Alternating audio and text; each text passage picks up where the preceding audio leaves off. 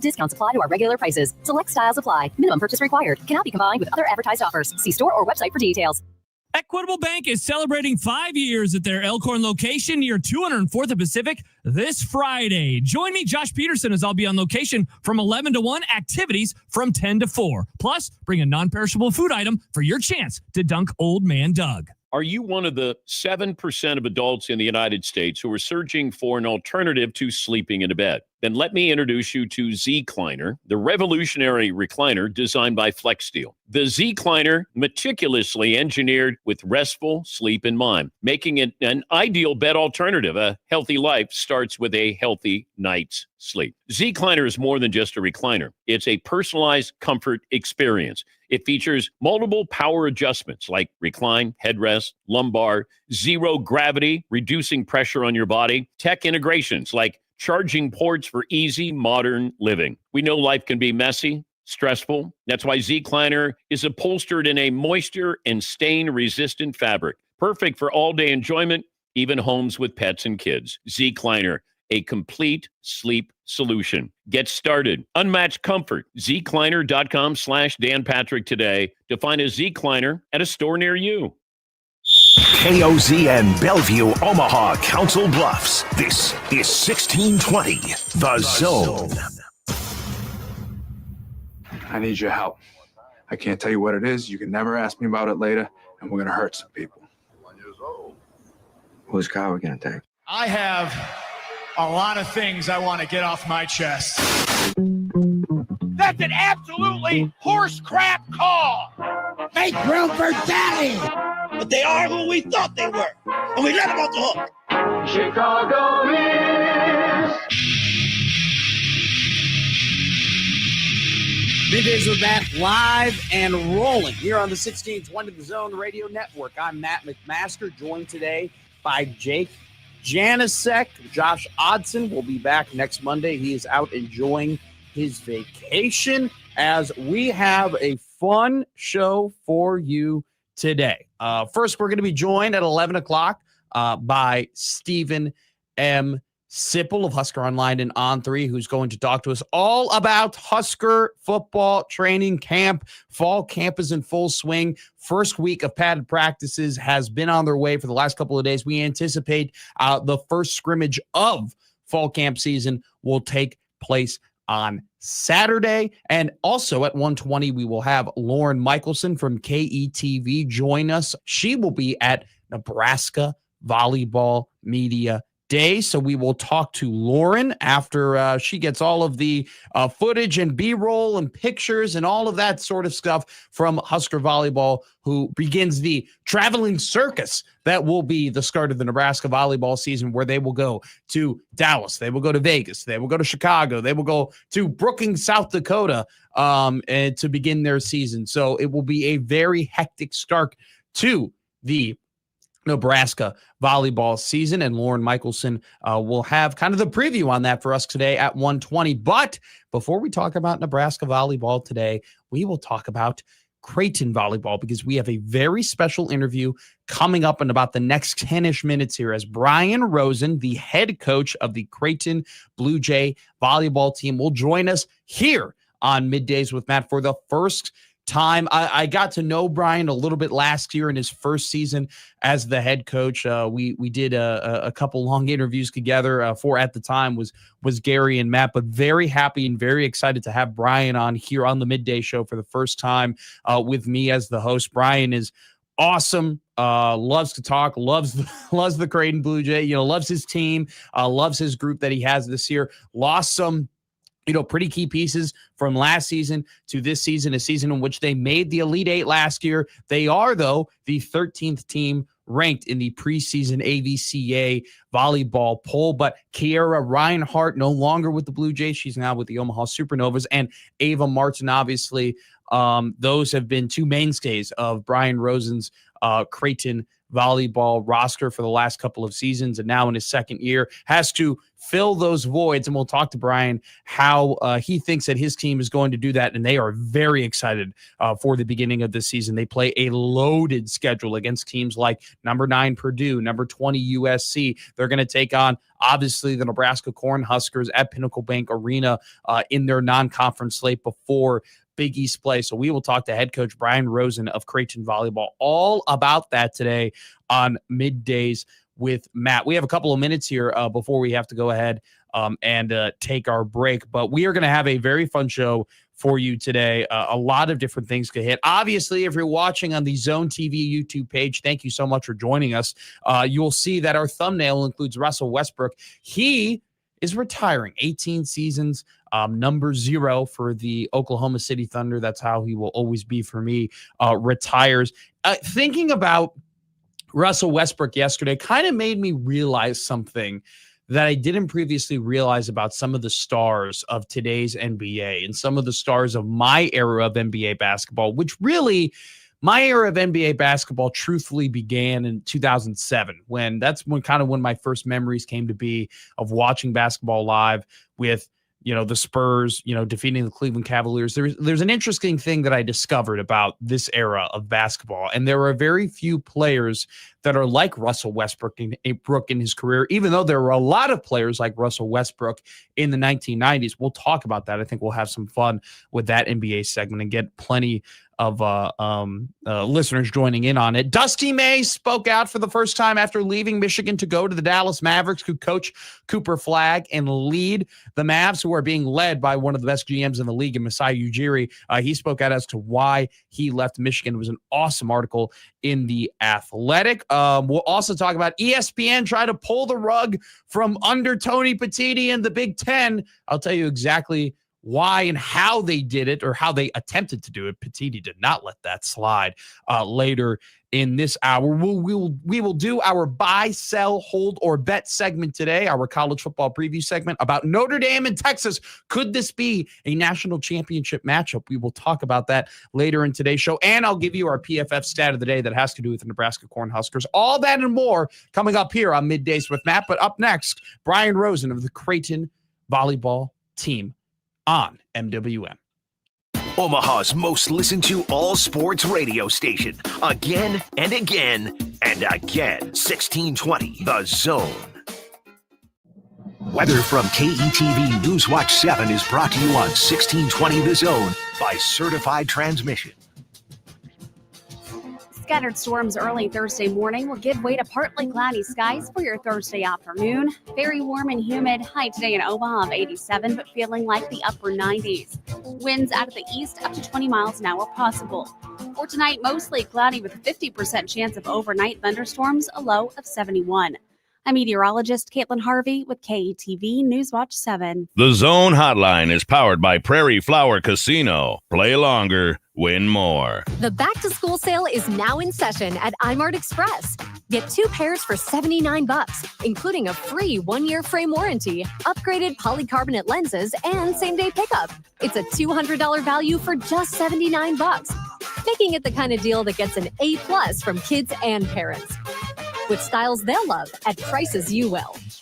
Shop the back-to-school sale at iMart Express today and get 2 pairs for $79.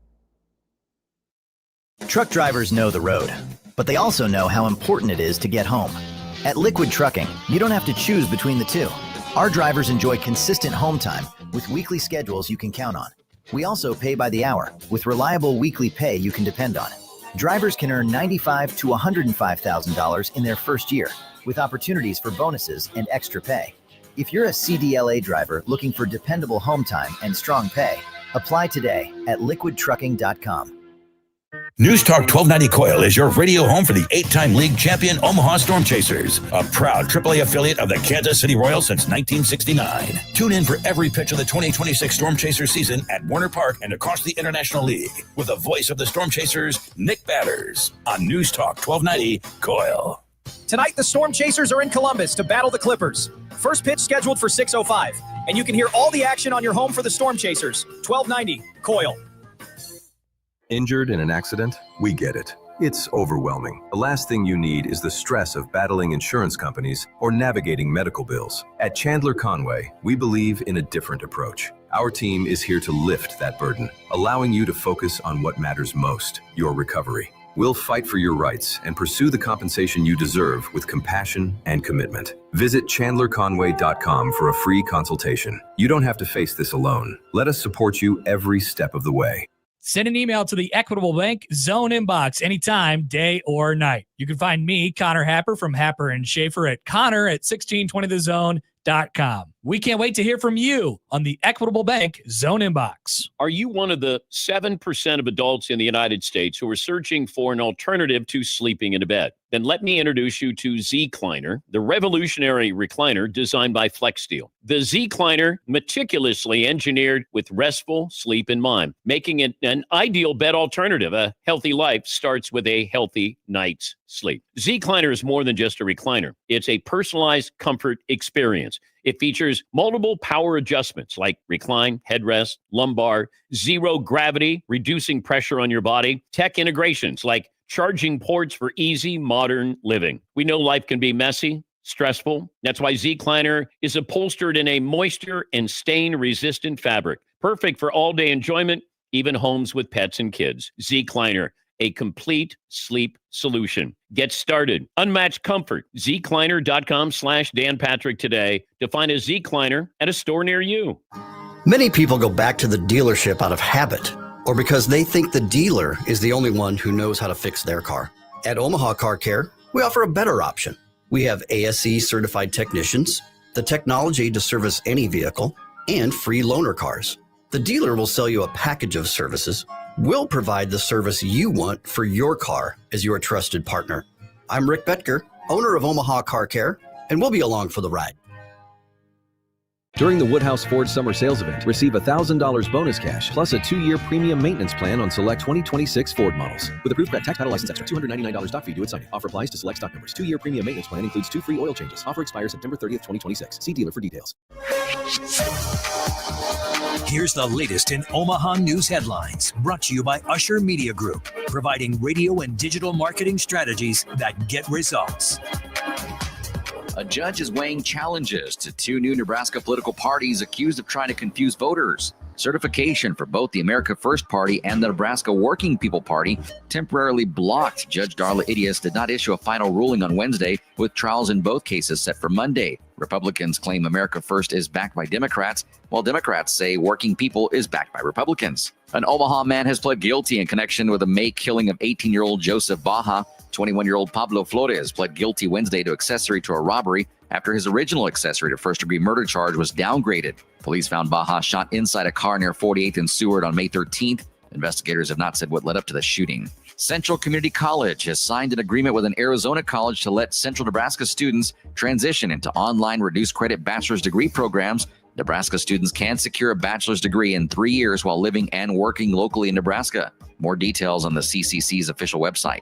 And 4 cats are safe after being rescued from a South Lincoln home that caught fire. First responders called at the house on Tuesday. LFR said the fire began on the back end of the building from a propane grill and spread into the home and the attic. Lincoln Animal Control caring for them until further notice. That's a look at the latest in Omaha news headlines. I'm John Cruz. So Matt, live and rolling here with a very special guest joining the show for the very first time. This is a coach that I've talked to before personally when he was when I was on the morning show, but now we're over at the Middays and we're lucky enough to bring him with us. Coach Brian Rosen of Creighton Volleyball joins us here on Middays with Matt. Coach, how are you doing? Doing great. Preseason is my favorite time of year, and so excited to be here. Well, I want to congratulate you, Coach, on a very successful first season, obviously taking over for a legend in Kirsten Bernthal Booth, but you guys did not let your foot off the gas, making the Elite Eight last season and now beginning the year as the 13th ranked team in the preseason, according to the AVCA. I mean, just my first question is, obviously you've been in the business for a long time and you're able to learn under KBB for quite a while, but now how have you grown as year one now into year two as head coach for the Creighton Blue Jays? Yeah, I try to grow and learn new things every year. My journey to where I am is different than a lot of coaches. I was a high school coach for 9 years. 5 years ago, I was the head coach of a Division II program who, and I was very successful there and did a lot of great things and thought I knew everything at that point. And I got to come here and learn from who I think is the best head coach to ever do it. I think Coach Booth is just incredible. And so to learn from her and learn from Angie and be a part of this program, like really just helped fill the gaps and the things that I could do better. And so, I preach to our team all the time that we all make mistakes, not just them, like coaches too. And we're all human and we're all trying to just get a little better every day. And again, that's why I said preseason is my favorite time of the year. There's no wins, there's no losses. It's just all about getting better in the process and getting to know each other and all of that. And so, love this time of year. Moving overseas definitely adds pressure to what I'm doing.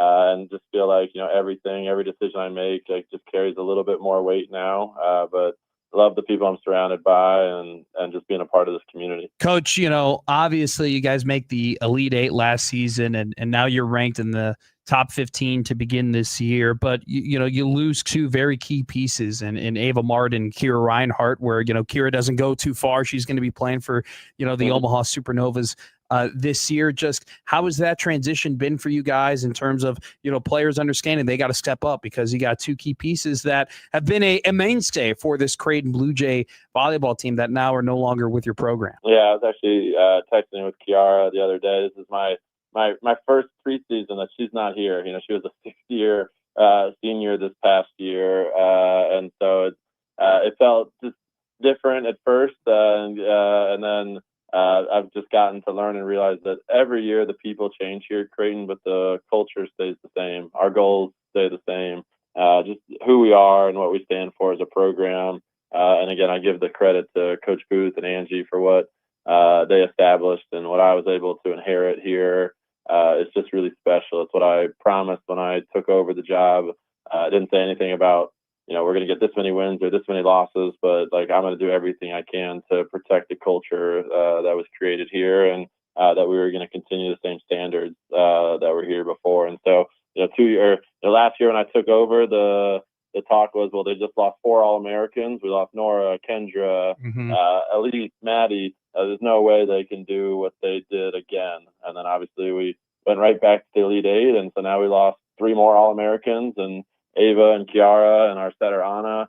And so we're getting the same questions again. How are you going to do it again? There's just no way. And again, I think it just goes back to what Creighton is and who we stand for, and the way we work every single day. And so we'll have some new faces on the court, and we always miss the ones that graduate and move on, but they set the culture before, and we just continue to follow.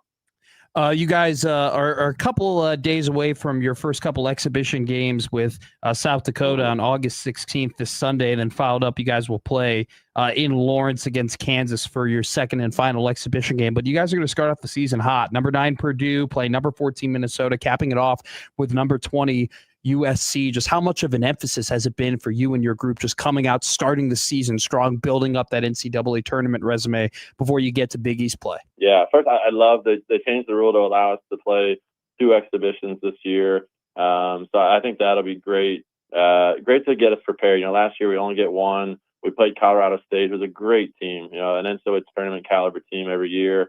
But they didn't quite prepare us for Penn State and Texas, who we opened the season with. And so we were really intentional this year about kind of ramping up towards that first weekend. And so we'll get a really good South Dakota team this weekend, who, again, several NCAA tournaments, will challenge us in so many different ways. And then we'll get to go play a Kansas team that, can match the physicality of what Purdue and Minnesota and USC are going to bring to us. And so I hope that is going to help us be a little bit more prepared early on. I just don't think we had quite seen a Penn State last year. And so I'm hoping that that's going to help, and that'll help kind of calm the nerves a little bit too, to get some matches under our belt. And both of those will be with crowds there. So that'll be great. And then we challenge ourselves every year to play the toughest non-conference schedule in the country. And so we did it last year. We'll do it again this year. And that's something we recruit with and challenge ourselves with. And so I kind of helped put this tournament together, and just so excited to be a part of it. We'll be the only team that plays 3 matches. Everyone else is either playing 1 or 2. And so what a great opportunity to play 3 Big Ten teams, 3 just historically successful programs, and to give us a great barometer of kind of where we are now, and know that these 3 matches are going to play such a big role in whether we're a top 16 kind of seed when it comes time for the NCAA tournament. Hosting here at Sokol is such an advantage, and so we want to make those happen. And we know you have to have top 25 caliber wins in order to do that. So we also learned last year that taking a loss somewhere in this preseason isn't going to hurt us. We went 7-5 last year in the preseason and marched our way all the way to the Elite Eight. And so we don't want to peak in August. We want to continue to get better and better and learn more about our identity and who we are, and make sure that we're peaking at the right time. Coach, you're the first college coach that I've talked to since the 5-for-5 eligibility rule has been put into place. And so I want to get your thoughts on how does this affect how you look at your roster, not only from the perspective of, okay, hey, we have some seniors who might be able to come back next season, and we have another year that we maybe didn't anticipate, but also from the perspective of you have some freshmen on your roster that now you're going to have them potentially for an extra year that you didn't first think of, right? Or you didn't first predict when you recruited them. How has that rule kind of changed your outlook on not only your roster for maybe next season, but the seasons to follow? Yeah, I think there's obviously pros and cons. I think the pro is that throughout this season, I'm not going to have any fear in putting someone in at the end of a game. Our rules before, I'm not sure if everyone's aware of this, because it's different in every sport. In volleyball, if you play 1 point, you lost your red shirt. Wow. Football, I think you can play like 4 games. And basketball, I think every sport has different rules, but volleyball rule was 1 point. And so I love that, because last year I think there were lots of times where I looked down on my bench and I really would have loved to get some people in, but it would have burned their red shirt. It would have burned a season for them to play a few points. And now we're going to be able to get a lot of young players, a lot more experience throughout the season. So that's I think the big pro of this. And then the con is that in our sport we recruit 2 years out. So we've finished our 2028 class already, and so now with players being able to have a 5th year, it changes the way we view our roster. And again, not every player will take a 5th year. Not every player will do their 5th year at that same school, but those are conversations that we're going to start having with our current seniors as the season progresses, and we'll start having with the next class as well, to kind of see what that looks like, because right now the rules still have not changed to where we can still only have 18 players on our roster. We still are we have the same number of scholarships we had before, and so those numbers aren't changing, and that's different in every program as well. And so trying to navigate all of those different aspects are going to be tough, but I think it's all about having honest conversations with the players on our team, having honest conversations about the recruits coming in of, this is what our roster looks like now, and this is what we anticipate it looking like when you get here, because we are so excited about our recruiting classes that are coming in over these next couple of years. Some Omaha kids, some local kids, and so we're really excited, and so we want to make sure that we have places for all of them to thrive and grow and get to compete here in the Blue Jay uniform.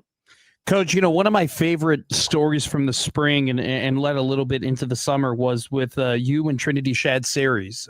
Trinity transfers in from Wisconsin. She played volleyball there. She enrolls into Creighton in January of this year. And there's a great story out there from the Omaha World Herald and John Walker where you kind of tell the story of finding out her greatness, really, how great she is at track and how great she was at long jump before going to Wisconsin, and you encouraging her to eventually pursue track and do long jump. And she ended up being a first-team All-American in long jump this year, along with being named to the All-Big East team for a long jump. Can you describe that story for me and just how that moved for you and how you found out about Trinity and track and how you encouraged her to take that jump, literally and figuratively, that allowed her to be an All-American in the NCAA? Yeah, it all kind of came for a lot of, obviously Ava was graduating, and then one of our incoming freshmen got hurt, and so we knew we needed an outside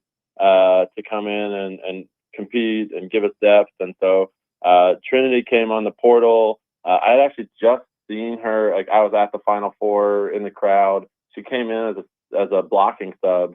So we got to see her athleticism even just a little bit, and she got 2 really tough out-of-system swings in that Final Four game, and I love that she just went for it. And so when she went on the portal, we kind of looked her up. We found the film that we could find, and we kept seeing like little notes. Like when I Googled her, there's probably more about her track than even her volleyball at the time. And so, I joked with our track coach, like, hey, we're recruiting this kid right now. I don't know if she's really any good, but here's her numbers. And he sent me a text back of like, those are world-class numbers. And I was like, oh, okay, wow. And so I didn't talk with Trinity about it until she got here. She really wanted to find the right volleyball home. Like, volleyball was her priority. Her former school did not allow her to do track, and so for 2 years she just didn't do it. She had just won the Canadian Olympic trials, but she was just like a little bit short of the qualifying distance, or she would have went to Paris for the Olympics for Canada. And so went to Wisconsin, wasn't able to do it. And then came here, was having a great spring. And in one of our meetings, I just asked her, like, would you ever consider doing both? And she just looked at me and basically said, like, you'd let me? And I said, sure. Like, if it's something that you really want to do. I told her, like, our track coach, Coach Gannon, is just like, I trust him more than anyone. He is genuinely just one of the best people you'll ever meet. No ego. I knew he would like do everything right by her. And so she thought about it for a little bit, and it was during indoor track season. She decided, like, I just don't think I'm ready. So she ended up saying no at first, and then we talked about it again. She's like, you know what, I want to give it a try. So at the end of our spring season, her and Coach Gannon started working together. I think the coolest part of the story is, like, we don't have a true track team at Creighton. Like, we're more of a long distance team. Like, we don't even have a jump fit at Creighton. So she showed up at her first meet. She had not jumped in a sand pit for 2 years, won the whole meet, then won the next meet, all while practicing just sprinting. I mean, most of the training that her and Coach Gannon did was just on the sprint part of it. And then they bought like a pad that she could land on, kind of thing. And so, and then she won the Big East, and then she got to go to the NCAA tournament. We're like, okay, well, that's a cool story. You can probably end right there. And then she qualified for the finals. I got to go to Eugene. It's like, okay, well, that's probably that's a cool story. You can probably end it there. And she decided to finish 6th in the country, be a first-team All-American, and I think the best part of the story now is I said that the skill that she needs to get make the biggest jump is the self-confidence. She is so special as an athlete and as a human. But self-confidence is where she can grow. And I think that experience allowed her to see what she's capable of when she just lets loose and just goes. And so now she's talking about going to the Olympics. Now she's talking about winning a national championship for track. And it was really good. This morning I got an email. I've been in the lottery for the Olympic tickets when it comes to LA. So I jokingly said, hey, I'm just checking. Are you still going to go to the Olympics or do I need to buy tickets? And she looked right at me and said, I think I'm going to go to the Olympics for both sports. So don't buy those tickets. I got you. Sure. And so, again, just a different level of confidence in herself. And I'm so excited for the world to see just how good she is at volleyball. And I hope they continue to follow her track story. And I'm hoping she's going to be Creighton's, I'm guessing, first ever multi-sport All-American. Coach, before I let you go here, I remember that, a year ago, you and I talked, and I think it was, I don't know, I think it was around this time we first met and we talked, and I remember talking to you about the importance and the magnitude of your rivalry with Nebraska. You talk about having the number one toughest non-con schedule in the country this season. Well, that includes playing Nebraska, the number one team according to the preseason polls, at Pinnacle Bank Arena. And I'll tell you that the only game that I saw you guys playing last year was at the CHI Health Center between you and the Huskers. And you took them to a limit that, frankly, no other Big Ten team was able to take them to throughout their entirety of conference play. How much does this game mean to you playing at Pinnacle Bank Arena? And how much do you think about that game last year at the Chi? And how fired up are you guys to finally, in your eyes, finish it? And you took them to a fifth set last year, took them to the limit. And just what does that, what's the outlook for that game for you? Yeah, I think, I played them 4 times now. I think we've taken them to 5, 3 of those 4 times. And sadly have not come on the winning end either time. But this past year, I just knew we were going to win. I think our team had such a great belief in who we are, and if we did the things that we needed to do, we were going to be successful. And when we're in that 4th set, that's what we were talking. If we get this set, we're going to win. And we win that 4th set. We go up 2-0 in the 5th, and then we just couldn't hold the lead. But what a great match! And that was. I don't know if that environment will ever be beat. I'll be curious, like that. It was as 50-50 as that game has ever been. We had over 1,000 students in the student section, and it was rocking. 18,000 people to watch volleyball. I could have never in my dreams thought that would be something I'd ever be a part of. Again, I was a D2 head coach playing in front of 100 people. And so it's just so special. And that's what, anytime I talk about this game, yes, we both want to win, and we're both top programs and all of those things. And it's such a great rivalry and kind of barometer game of where we are. But more important than any of that, it truly is such a representation of what volleyball is in Nebraska. And so I love that for that night, these 2 teams get to put on a show for just how good volleyball is in this state. And so yes, we represent Creighton and Nebraska, but I think that match represents so much more.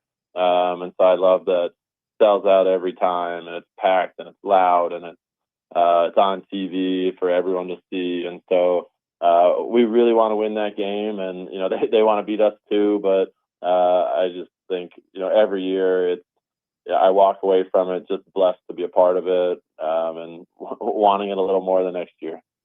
Brian Rosen, the head coach of the 13th ranked Creighton Blue Jay volleyball team. Coach Rosen, always appreciate our conversations, my man. Thank you so much for joining us. Thank you so much for being so gracious with your time and giving us so much great information. Look forward to talking to you throughout the entirety of the season, my man. Thanks for having me. Go Jays. Go Jays indeed. That is Brian Rosen, head coach of Creighton volleyball, as their season begins with an exhibition against South Dakota on August 16th, followed up by another exhibition versus Kansas in Lawrence. And then finally their season will begin against Purdue in Sioux Falls, South Dakota at the State Farm Women's Volleyball Showcase on August 28th. That's a Friday at 6 o'clock on Big Fox. So congratulations to Coach Rosen and Creighton Volleyball as they start their season in just a little bit, in just about 15 days here. So we'll take a break here on Middays with Matt as we continue this Thursday edition here on the 1620 The Zone Radio Network. Live from the Host Coffee Studio, this is 1620 The Zone. Ever since I started serving Cutwater canned cocktails to my guests, I've gone from host to hero. So much so that my neighbors, family, and friends are ready for my next happy hour. From Long Island iced teas to spicy margaritas, happy hour have not been the same. All thanks to Cutwater. I can make real, perfectly mixed cocktails in seconds. It's as simple as garnishing a glass, cracking my can of Cutwater open, and pouring it over ice. Cutwater. Real cocktails, perfectly mixed. Copyright 2026. Cutwater Spirits, San Diego, California. Enjoy responsibly. Still hitting balls and hoping your game improves? Stop guessing. Start improving. At the T-Box West Omaha, you'll discover exactly what's holding your game back and get a personalized plan to build distance, consistency, and confidence. With PGA professional coaching, TrackMan, Sportsbox AI, PuttView, a golf-specific performance gym, and 24/7 member access, everything you need to play better is under one roof. Book your complimentary box assessment online in 60 seconds at tbx.golf/Omaha. T-Box West Omaha. Know your game. Build your plan. Lower your scores. News Talk 1290 Coil is your radio home for the 8-time league champion Omaha Storm Chasers, a proud AAA affiliate of the Kansas City Royals since 1969. Tune in for every pitch of the 2026 Storm Chasers season at Warner Park and across the International League with the voice of the Storm Chasers, Nick Batters, on News Talk 1290 Coil. Tonight, the Storm Chasers are in Columbus to battle the Clippers. First pitch scheduled for 6:05. And you can hear all the action on your home for the Storm Chasers. 1290 Coil. I'm Doug Nodgaard with Equitable Bank. We know your time matters, so when you call us, we answer on the very first ring. That's our promise to you. We value your business and will treat you like a friend and neighbor, because more than likely, you are one. While other banks hide behind technology, we combine the best of both. Top-notch digital banking and online banking with people who care. Got a question or need help? We're just one ring away. At Equitable Bank, we take banking personally because you deserve it. Member FDIC. Your medication for enlarged prostate is working. That's what you tell yourself. You're up 3 times a night instead of 5. The urgency is manageable. The stream's not great, but it's fine. That's the problem. Fine. Enlarged prostate, or BPH, doesn't pause because the medication takes the edge off. The prostate keeps growing. The bladder keeps working harder. And over time, those changes can be harder to reverse. But surgery? Not for you, right? Aquablation is not the surgery you're picturing. It's the only ultrasound-guided, robotic-assisted therapy for enlarged prostate. Don't wait until things become unbearable. Find an Aquablation urologist near you. Visit aquablation.com. Aquablation.com. That's aquablation.com. Visit aquablation.com. All surgical treatments carry risks, and results may vary. Side effects may include, but are not limited to, urinary symptoms, mild pain, infection, or less frequently, urethral or rectal injury, or ejaculatory dysfunction. Aquablation therapy may not be right for everyone. Talk to your urologist to learn more. In the heart of the Midwest, dependable transportation keeps America moving, and Liquid Trucking prides themselves in being one of the highest quality liquid transport services out of the Midwest, servicing the continental U.S. and Canada. When it comes to hauling agriculture products, food-grade liquids, and hazardous materials, you need a partner you can trust. Our well-qualified tanker drivers, specialty equipment, and strict safety standards ensure every load moves safely, reliably, and are on time. Get a quote today at liquidtrucking.com. Listen up, team. Champion Windows buy 2, get 2 free factory direct sale is back. Coach, quick question. Why does that matter? Because your home's drafty windows are leakier than your coverage, which is costing you money on your utility bills. Get off the bench and get into the game with Champion's buy 2, get 2 free factory direct sale. Coach, aren't all windows the same? No! Champion's exclusive Comfort 365 windows feature Energy Star rated insulated glass to seal up your home like a lockdown defense. Book a free estimate online and let Champion coach you through the whole process from start to finish. They even guarantee their work with a lifetime warranty. Sounds like calling Champion is the winning play. Up your game with new energy-efficient windows. Champion's buy 2, get 2 free factory direct sale won't last long, and our install calendar is filling up fast. Call 877-GO-CHAMPION or schedule online today. All discounts apply to our regular prices. Select styles apply. Minimum purchase required. Cannot be combined with other advertised offers. See store or website for details. Your pet is missing. That sudden panic, the racing questions, the worry of what could happen. It's overwhelming. Petco Love Lost is here to help. This free, nonprofit-powered service uses photo matching technology to search the largest national lost and found pet database, including pets from shelters, neighbors, and social media, helping bring pets back to the people who love them. And it works. Every day, Petco Love Lost reunites pets with their families. A reunion happens every 4 minutes. Simply upload a photo of your lost pet or one you found, and Petco Love Lost's photo matching technology goes to work instantly. You can even register your pet in advance, so if the unthinkable happens, reporting them lost and helping bring them home is as easy as the click of a button. Every pet deserves a way home. Visit PetcoLoveLost.org to register your pet or upload a photo and search for a lost or found pet today.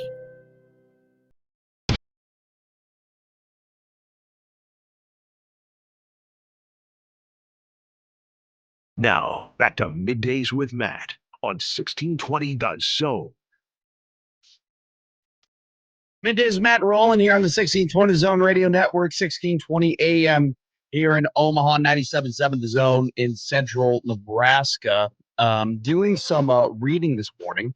Ross Dellinger, who's been one of our very good friends of this show, not because he's come on the show regularly and been a guest or we've talked to him or anything like that, but a friend of the show in the regard that he's done some phenomenal reporting when it comes to college football, really over the last, God, at this point, it's been like six months to a year of just Ross really putting out not necessarily articles that have to do with, you know, who's going to win this week, Purdue or Maryland, or not necessarily to do with who is going to win the national championship. Dellinger has been incredible at just kind of publishing what is going on around college football, what is going around college athletics, what does the College Sport Commission look like, and what are they doing? What does the Save College Sports Act look like, and how has that progressed? And Ross released an article today talking about the college football expansion debate, which on Monday there was a committee meeting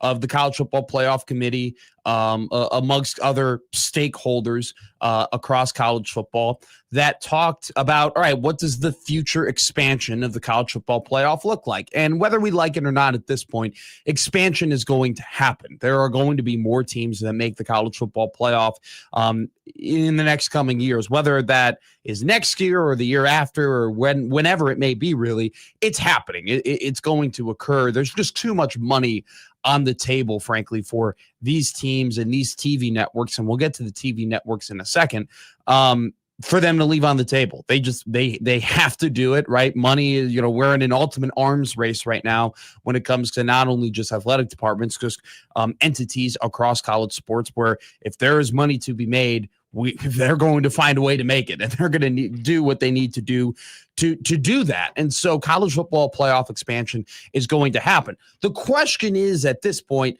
what is it going to look like? And in particular, how many teams will they expand to? Currently, we're at 12. We're originally at 4. The debate is, do you go to 16 or do you go to 24? And there are arguments for both sides, right? 24, you have more teams fighting for college football playoff spots at the end of the year. But if you were to expand too much, maybe you lose meaning in some of those later games for those teams who essentially would be locked into the playoff before the regular season ends. 16, you could still make the argument, hey, maybe we're limiting the amount of teams that, actually have the ability to win the national championship. We've seen Miami. They were the 10th team. They were the last team, essentially, to get into the college football playoff last year. They nearly won the whole damn thing. Ohio State, they were an 8 seed. They ran the table, and they had an incredible run to win the national championship. There are still people who believe, hey, maybe you should let in a little bit more teams, right, to have more meaning, and so on and so forth. That's the debate that's going on. I personally think 24 is useless. I don't ever see the 22nd team in the country winning the national championship. Hell, I don't even know if I see the 15th ranked team in the country winning the national championship. I think 12 is fine where we're at, but like I mentioned before, we're at the point where expansion is going to happen. So Ross Dellinger, like I mentioned before, great job at reporting on all this stuff when it comes to the college football playoff, when it comes to expansion. And, they were the executives of the college football playoff, met together on Monday with, stakeholders, including the people who are going to help make these decisions across college football. And this is what Dellinger reports today. On Sunday, about 24 hours before the college football playoff executives were scheduled to meet again and explore postseason expansion, a sports media personality dropped a proverbial news bomb. Beyond the expansion proposals most often discussed, a traditional 16-team format or a 24-team field, a new format was put on the table, a 16-team playoff with 4 play-in games, extending the field to 20 total programs. That was according to Josh Pate, our favorite muscle man who wears medium shirts. We explained this on Monday when it came, during Middays with Matt, when it was being publicized on Twitter that this was a possible other alternative to the expanded playoff. Heather Dinich was the report that we read, where essentially instead of going to 16 teams or 24 teams, which both have their detractors, ESPN was saying, hey, maybe we split the middle. Instead of going to 16 or 24, we can't decide. We'll do 20 and we'll do a 16-team playoff, but we'll get those couple extra games for a 20-team playoff in order for us to make more money. And so, this is very funny. And the comical part about this comes from who doesn't know, because Dellinger explains ESPN executives socialized the new format with several college football playoff conference commissioners last week, except, of course, for one notable exception. No one told Tony Petitti, the Big Ten commissioner and leader of one of the two conferences who determines the future format. And so for those who might be joining us here for the first time, hi, welcome. Hope you stay around.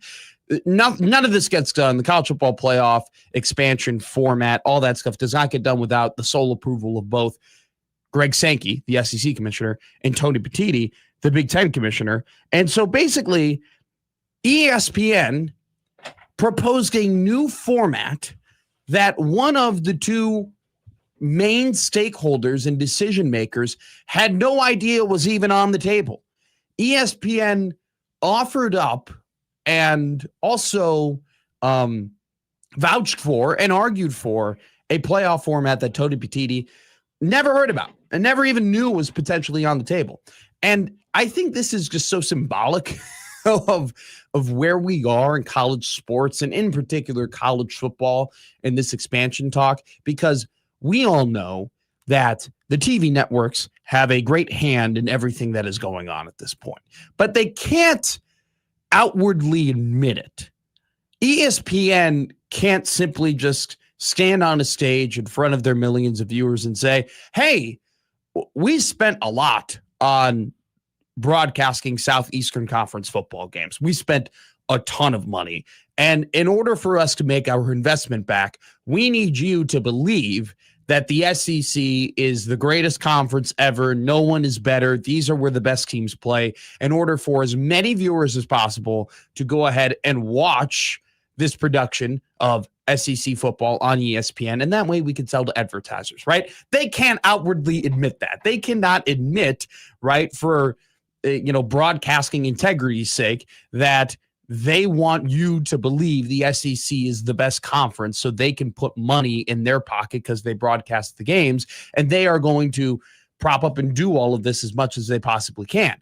They can't say that outwardly, but they can have their best personalities and their most trusted personalities consistently tell you how great the SEC is. The ESPN can consistently make analytics and different metrics, right, that explain to the fan, hey, look at the strength of schedule for the SEC. It's so tough. They can have Laura Rutledge go up there and tell you, well, SEC, they may not have done so well in the college football playoff the last couple of years because it's so hard when they play each other. They can give you all of these different metrics and have all these different people say these things to you. But at the end of the day, the Big Ten has the trophies. The Big Ten has the results. The Big Ten has the dominant head-to-head record against the SEC across bowl games in the college football playoff the last couple of years.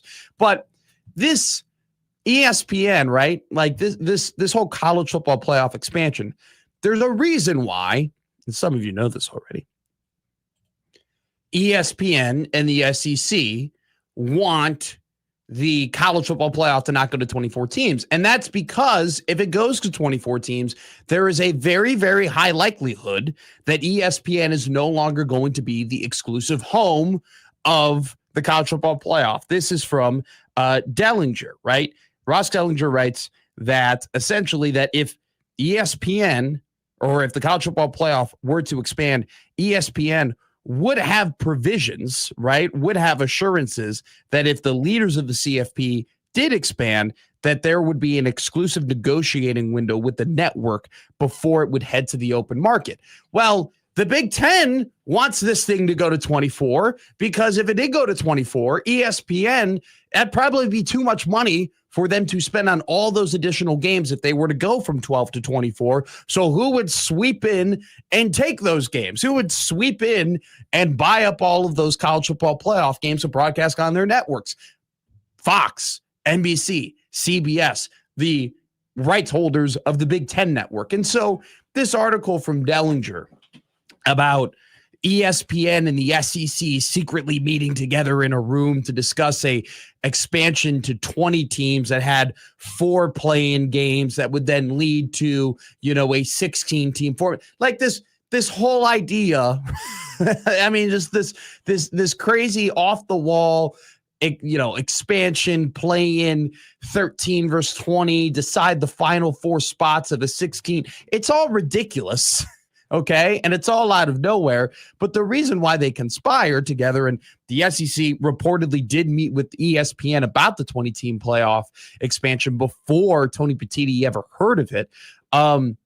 It all just comes back to the cloak and dagger nature of TV networks and college sports and TV networks and college football playoff, and the fact that they just hold so much power at this point, and they hold so much influence over the sports and what they do because of the deals that they've made. And so I found this article to be just kind of funny, because it's just like on Monday we're sitting there, CFP is going to meet today. CFP executives are going to talk. Petitti and Sankey are going to, duel it out to see if they'll expand from 12 to 16 or 12 to 24. And, they're both either going to hide or not really hide the fact that a lot of their negotiation has to do with, their loyalty to their, TV networks and the people who broadcast their games, but to see this article, almost like, all right, here's another instance that we can refer back to where, these TV networks can't outwardly tell you,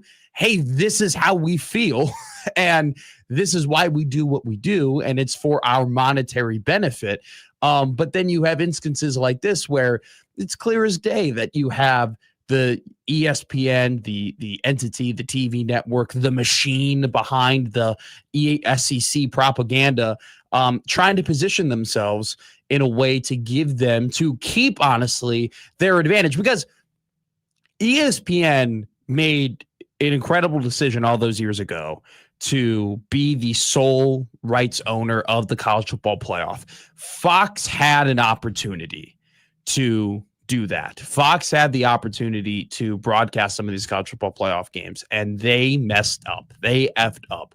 They did not, really entertain it. And ESPN came, they swooped it up, and they've made a ton of money off of it. And Fox wants to get in on it, and ESPN wants to keep their advantage. And the other thing, to consider is that Fox has a massive deal with the NFL as their rights holder, as their they're able. I mean, that's one advantage Fox has over ESPN. ESPN broadcasts 1 football game a week. Fox has that entire slate, right? And so, that deal though with the NFL, only lasts so long. And when that comes up to renegotiation, it's going to be a lot of money that Fox has to cough up in order to keep all of those games that they have. And this expanded playoff is a very easy way for Fox to potentially insulate themselves, and potentially get more games that a lot of people will consume and watch without having to maybe panic as much in the future as, are we going to cough up billions of more dollars in order to keep our share of the NFL pie? And the NFL, honestly, they just care about how much money is put in their pocket. They don't really care about who it comes from.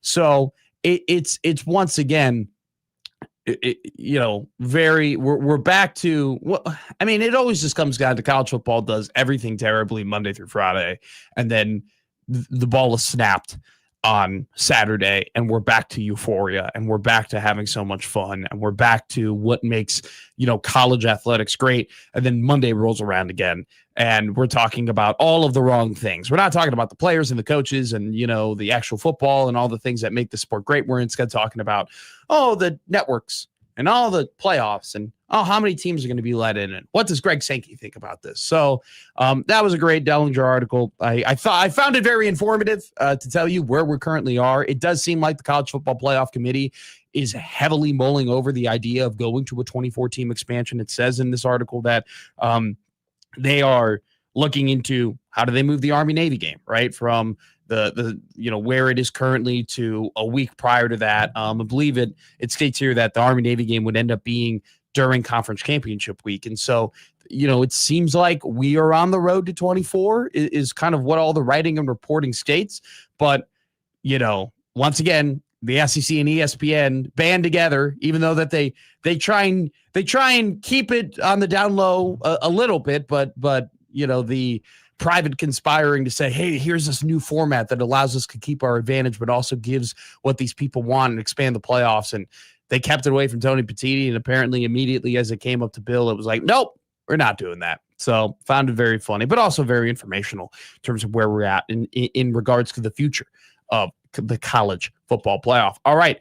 Middays with Matt still rolling here on the 1620 The Zone Radio Network. Let's get a little local Husker flavor going coming up next here on MWM. Previously on Unsportsmanlike Conduct. Matt Rule's ceiling, is it higher than what Bill Callahan had? I don't think so. Now, part of that is Bill Callahan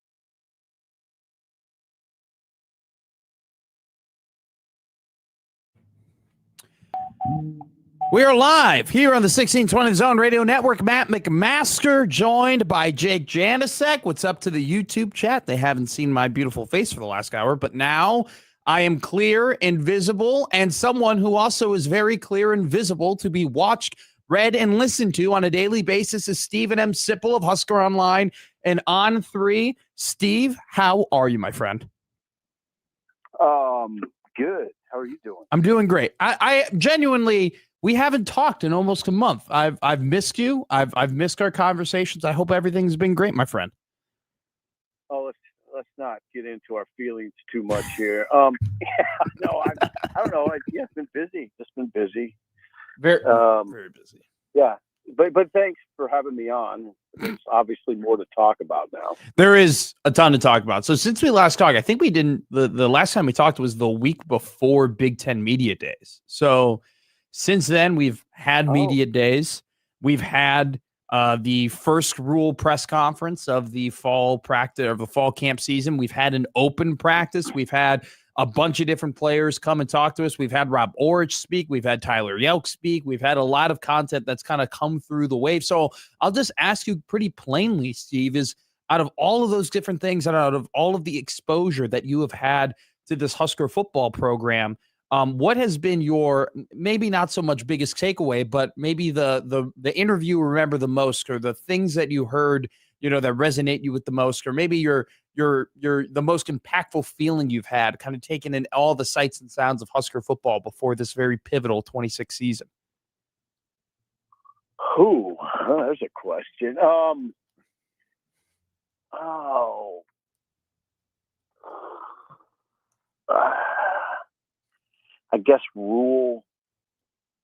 I guess what it is it's a combination of I'm glad you asked the question, because you have to sort through a lot in your mind during this period, a lot coming at you. But the thing I can't forget, I need to remind myself a lot, is Troy Dannon saying this is the best football roster Nebraska's had in some time. And Matt Rule basically echoing that sentiment. That's important. I mean, it's important because especially Dannon saying it, because he's the boss. Yeah. Right. Yeah. So he says that there's a certain level of expectation attached to it, even if he doesn't mean it that way. There is. He might not mean it that way, but there is, and that's the way I hear it when he says that. This is the most talent. Oh yeah, Matt's had, or the program's had sometime. So that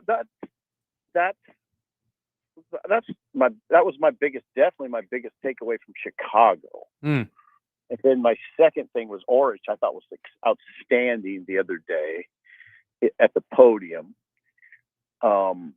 And I don't know why. I mean, I say that it doesn't. There's nothing he said so much as that just his demeanor and his command of his thoughts. And what I always imagine is him in front of the defense, in front of the defensive room, which is really important. It's immensely important when he's in front of that group to project confidence. And I think his confidence stems from he really knows what he wants. So yeah, those are the things that stand out in my mind. Do you obviously this is a big year for Rule, but do you think you can make an argument it's an equally big year for Dannon, because the success or failure of this football team could either place or relieve the pressure he might have to make tough decisions down the line? Oh yeah. Yeah, they're attached because of, if nothing else, because of the extension that Dannon gave. And then this, the massive buyout. That's a very much a part of the big picture conversation that people have all over the state. That's what the conversation. It's part of the broad conversation that we're having on the radio, that the bankers are having on their breaks, that the farmers in the cafes are having, that the attorneys are having between trials. I mean, that's what's going on. That's the conversation. So, no question. I mean, I don't know if I even would say that if there wasn't the extension granted to given to Rule. Well, do you think if there wasn't the extension, there would still be an added amount of pressure on Dannon to make certain decisions if this were to be an unsuccessful year? Like even with or without the extension, do you think the sentiment could be made that this is a massive year for Troy because of the pressure that could be added? Not as much. Sure. Not as much because Dannon didn't hire him. So it's not Dannon's guy. But Dannon kind of made him his guy, you know. Yeah. Back Oh, yeah. At high level, at a super high level.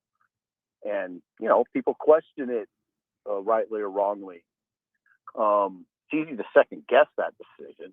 You know, we're paid to second guess stuff, and we do that. But he had to make a decision in the moment, and he made the decision. And no, I don't think the pressure on Dannon would be as much as it is now if he hadn't made that decision. You're a very observant human. What were your takeaways from Rob Orich, not just how he spoke at the podium, because he's spoken there before, but him physically working with the linebacker core? I mean, what observations do you take away from a DC like that who, implementing his new system, is willing to get his hands dirty? Just from what I saw, there's not much to say because I saw it about 4 minutes of it. Sure. Because you're in for 25 minutes. You know, the media's in this little session they give us that's 20 to 25 minutes. And my eyes just weren't affixed to Orich. Mm-hmm. They were, you jump all over the place. It's kind of a sensory overload. But I did happen to watch Orich working directly with the linebackers for, I'd say, 4 minutes. And he's got a good bark. He's sharp. He did say the other day, I'm not quoting him directly because I didn't quote him directly in print. But I listened to him, and he likes attaching himself to a group because he wants to be in the trenches with his fellow assistants, and as opposed to being a walk around guy and kind of divorcing himself from some level of responsibility. The linebackers are his. He's a linebackers coach. It's not just him, it's Dvorak too, and Phil Simpson, but he's attached to a group. So he's one of the guys. Yeah. So everything about Orich the other day, I liked everything. I like that. I like what he said there. I thought that was great. I really believe that he's an example of someone whose confidence stems from his confidence in his system and the way he teaches. Yeah. If you look at his record, it's very pronounced. What he did at Bemidji State turned it around quick. Idaho turned it around quick. San Diego State turned it around quick. I think he just continued to march through his career and stat confidence, and here he is. Let's see if he can do it again. Do you find any similarities? Maybe, I mean, honestly, not from a personality perspective, but you talk about the confidence with your system, right? The confidence he has in his 4-2-5 and how he teaches things. Do you find a similarity, or have you found similarities between how he speaks about his system and how Tony White spoke about the 3-3-5 in his system in year one? Yeah, I hate to compare coaches. Okay. And I don't want to say that Orich has the confidence that John Butler lacked. I'm not saying that because Butler seemed confident too. Sure. They all do, they all do, but some project it better than others. I mean, of course, they're all. I mean, they don't get to this level without being confident in themselves. So some of what I said about Orich is empty calories a little bit, but the fact is, as I've seen coaches at a podium that didn't come off particularly strong or confident, and it concerned me, and I didn't have any of those concerns with Orich. Sure. And I don't know. I like all it is a guy at a podium, though. That's all it is. Okay. In that instance, that's all it is. Now, there's more than that. There's obviously, you study him, you know his background, you meet him a little bit. So it's not just that, but what we're talking about, and this is what your listeners should keep in mind, is that we're just talking about a guy at a podium. Yeah. We're trying to yeah. spot that. But again, I will say that I attach meaning to it because I always envisioned that guy in front of his players. Sure. And that's why it's meaningful to me. Yeah, I think, and a guy that I have taken a lot away from is Owen Chambliss.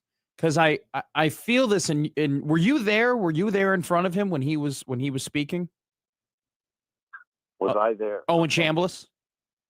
No. Okay. I saw it though.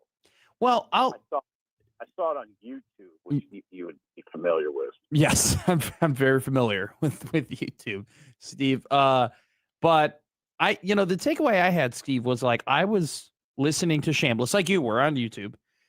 And what I took away was like I could feel like he was the type of guy that his presence made you want to elevate the questions you asked, right? His presence made you want you to up your game a little bit because he is just a very smart, very calculated guy. And I was sitting there listening to him thinking, man, if he's doing that with me as a reporter and I feel like I'm being challenged by him, I wonder how he is with his teammates. I wonder how his teammates feel about him. 100%. I think you're 100% right on that because that's what his teammates say. Yeah. That he does. He doesn't do. He leads. Now. There's no doubt, and I just heard this from a guy last night that one of the guy close to the program. He is the leader on defense, which you probably expect. It's not a given. It's not a given that he was going to win the job. I would say in the spring it wasn't a given he was going to win the job. That toe injury was something I was watching closely. He had a toe problem, and it slowed him in the spring. And so he's had his road here hasn't smooth, but now you know what? He is the leader of the defense. Yeah. He's having it in August. It's an interesting conversation I would think for Nebraska fans, this new world we're in, this new college football world we're in. The leaders of Nebraska's football team weren't here in November. They weren't here in December. Huh. The leaders of the football team are on offense.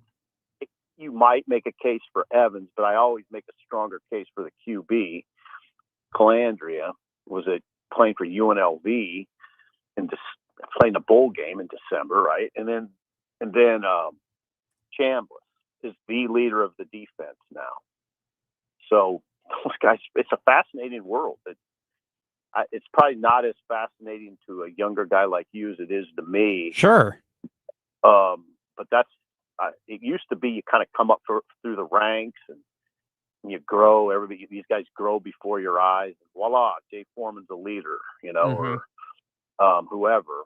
But in this case, it's two guys that weren't even around last year.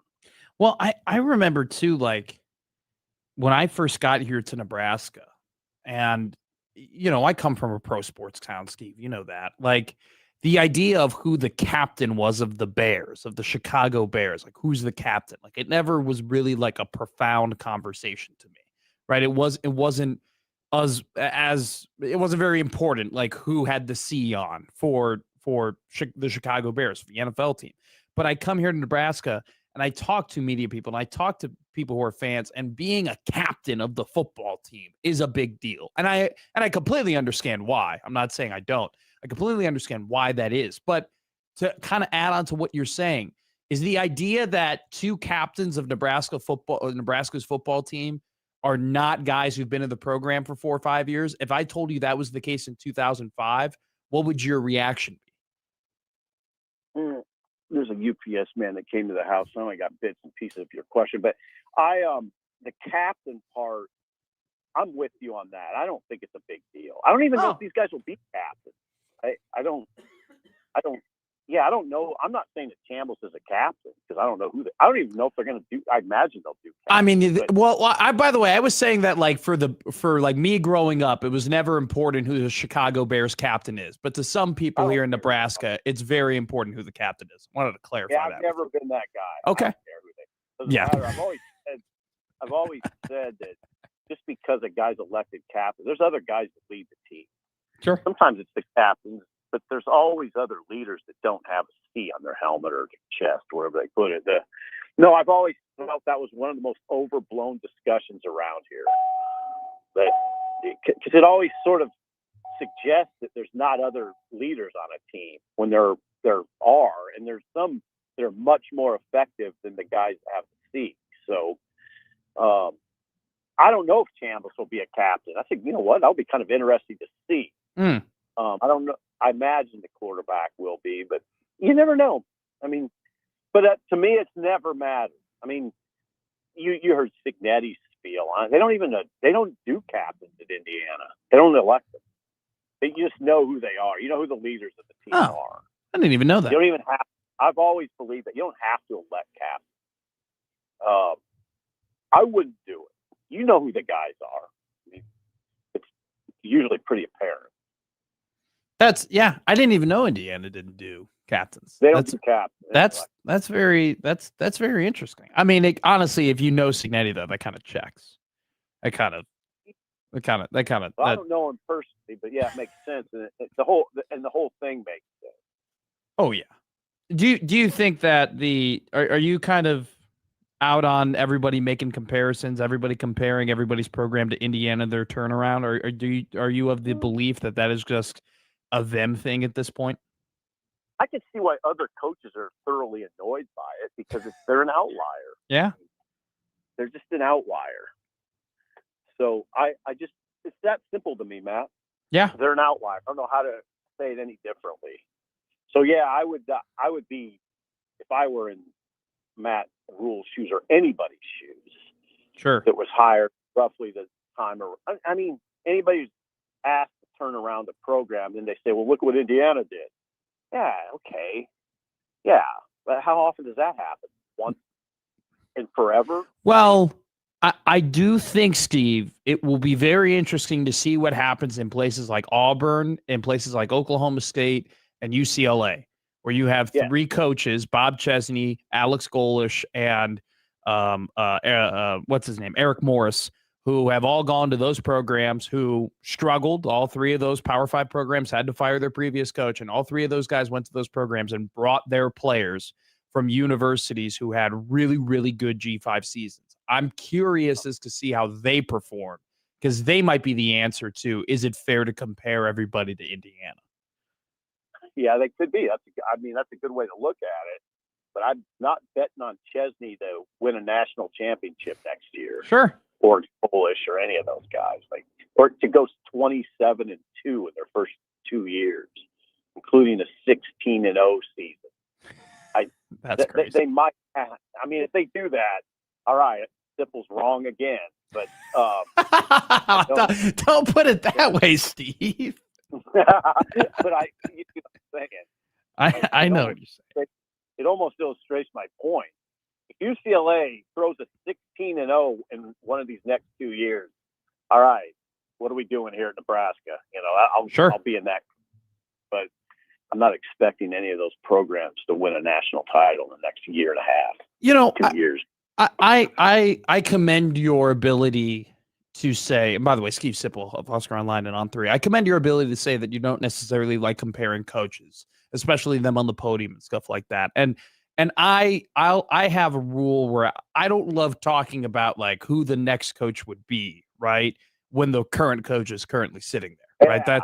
You don't do that. But I did bring up this question to somebody, a dear friend of mine. We were driving together, and I want to ask you this question, and it has nothing to do with Rule and his current like job security or anything like that. It's just a hypothetical question based on the current circumstances of college football.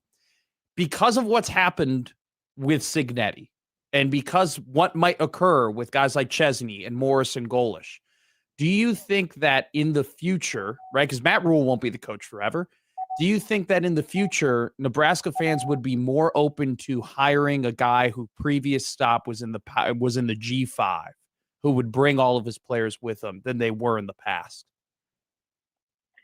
Yeah, I think they'd be more open to it in this world.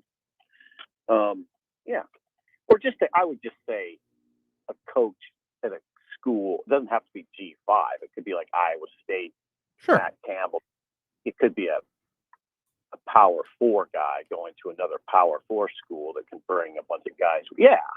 I mean, Matt Rule talked about that the other day. In fact, Matt Rule would endorse that.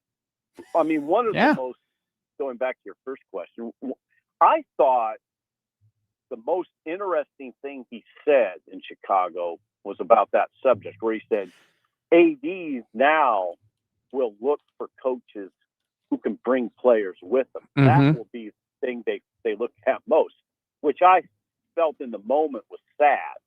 Like, real, like it's not really like your beliefs, your philosophies, your character, your pure coaching abilities. Just how many guys can you bring with you? I know I can look at things literally a little too much, but he said it. I mean, he said it himself, which was, again, I thought it was the most interesting thing I heard there. That's how I don't necessarily agree with him, but that was his feelings. Well, I think it's so funny the way that you put it, where you're getting ready to hire a G5 coach, but then he tells you, well, I don't think I'm going to be able to bring as many of my guys as you think I am. The AD would then be like, well, we're not doing it then. Right? Yeah, and it doesn't matter like how much I like the way you run your offense, if that's your gut thing, or sure, your character and what you think he'll be about in the community. How he'll represent the university. It's just, can you bring a bunch of guys with him? which I don't know. I mean, maybe that there's other factors. I'm looking at it too literally, but that'll be a factor in the minds of a lot of AD. And let's be honest, it should be a factor. Well, but I think that when you put it that way, right? I don't care how you run your program. I don't care how, you're an outward facing figure. I don't care about this stuff. It's just, I care that you bring your players. Now, some could say you could come to the consensus that if they are winning at that level, they're running their program and they're being an outward face as best as you can, right? Like that's a prerequisite. But for sure, I do think it, like I said, like in terms of all the storylines that we'll look at college football this year, we'll talk about Sark, we'll talk about Lanning, we'll talk about DeBoer, we'll talk about all these big schools. I'm very honed in on UCLA, Oklahoma State, and Auburn, because if those teams end up winning, I think the floodgates are really going to open for teams willing to get rid of their coaches and say, all right, who's best in G5 and how many guys can they bring? Like that. And you, like you said, Rule already kind of hinted at that. Yeah, he didn't just hint at it. He was at a podium. That wasn't a hint. He was at a podium speaking to the world when he said it.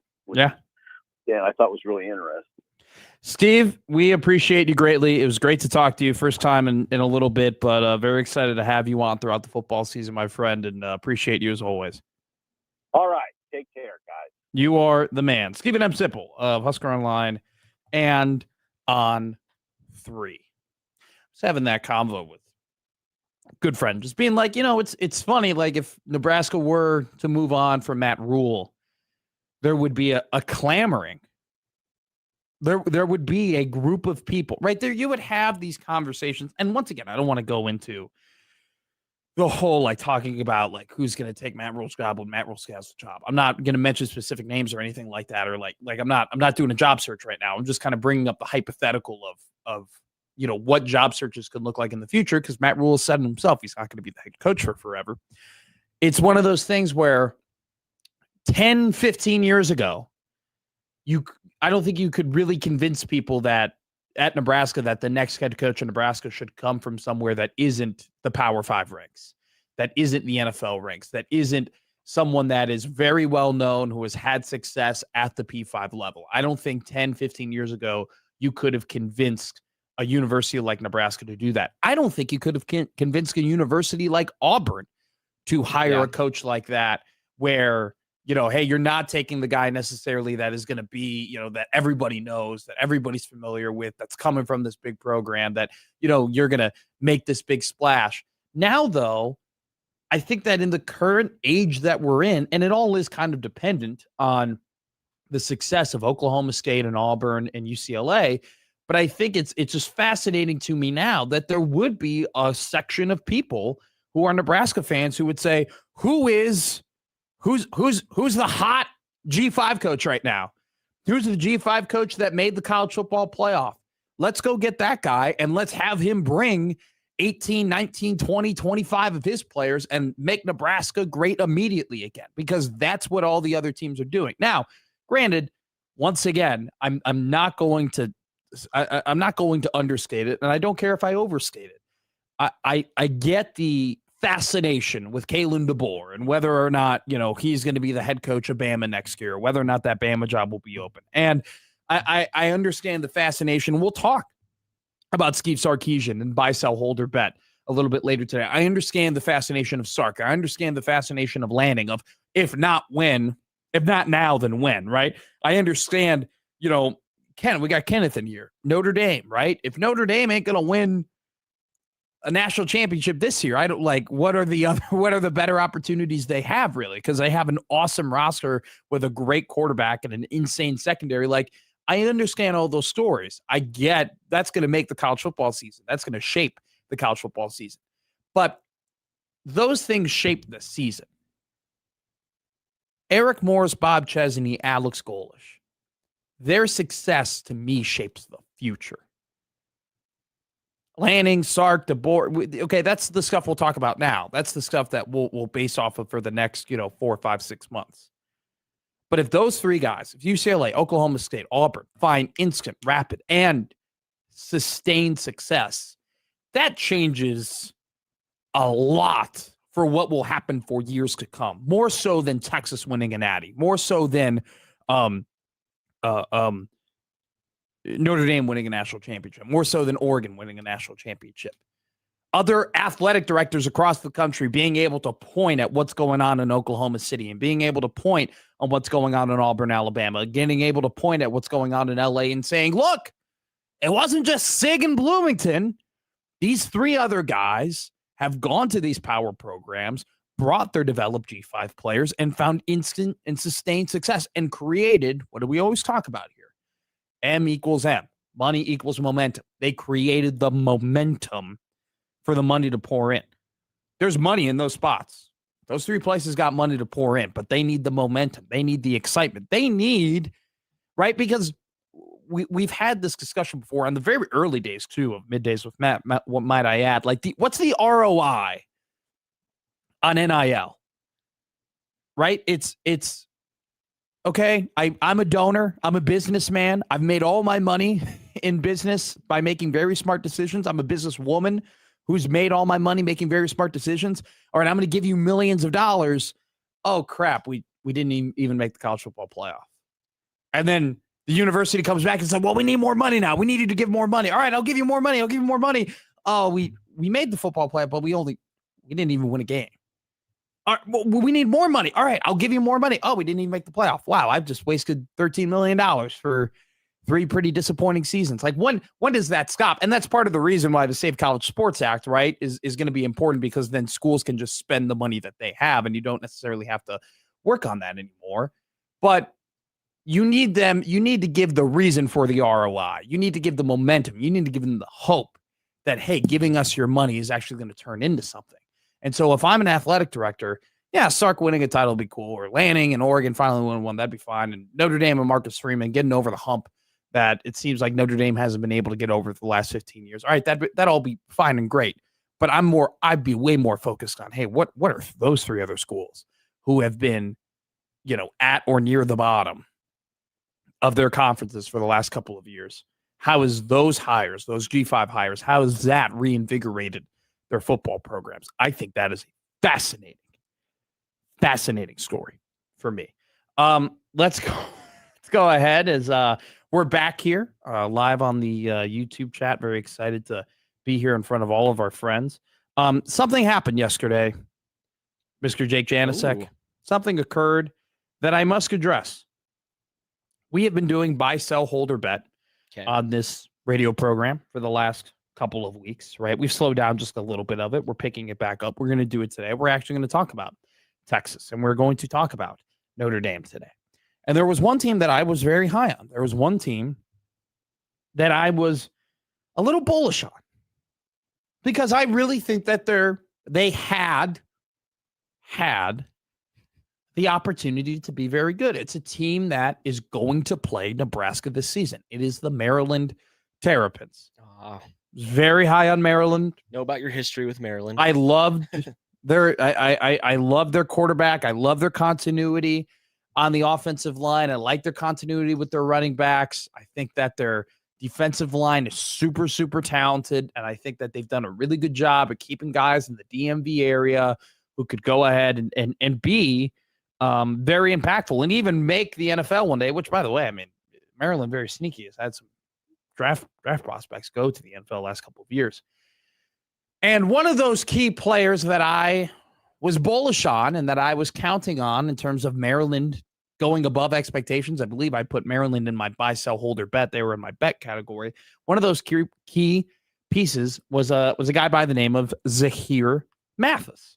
He was going to be a guy that I think Nebraska fans were going to hear a lot about when Nebraska eventually played Maryland, because he's a defensive end who lines up on the other side of a 5-star defensive end prospect in Zion Ely. Well, Zahir Mathis, who had 8.5 tackles for loss and 6 sacks in his freshman season,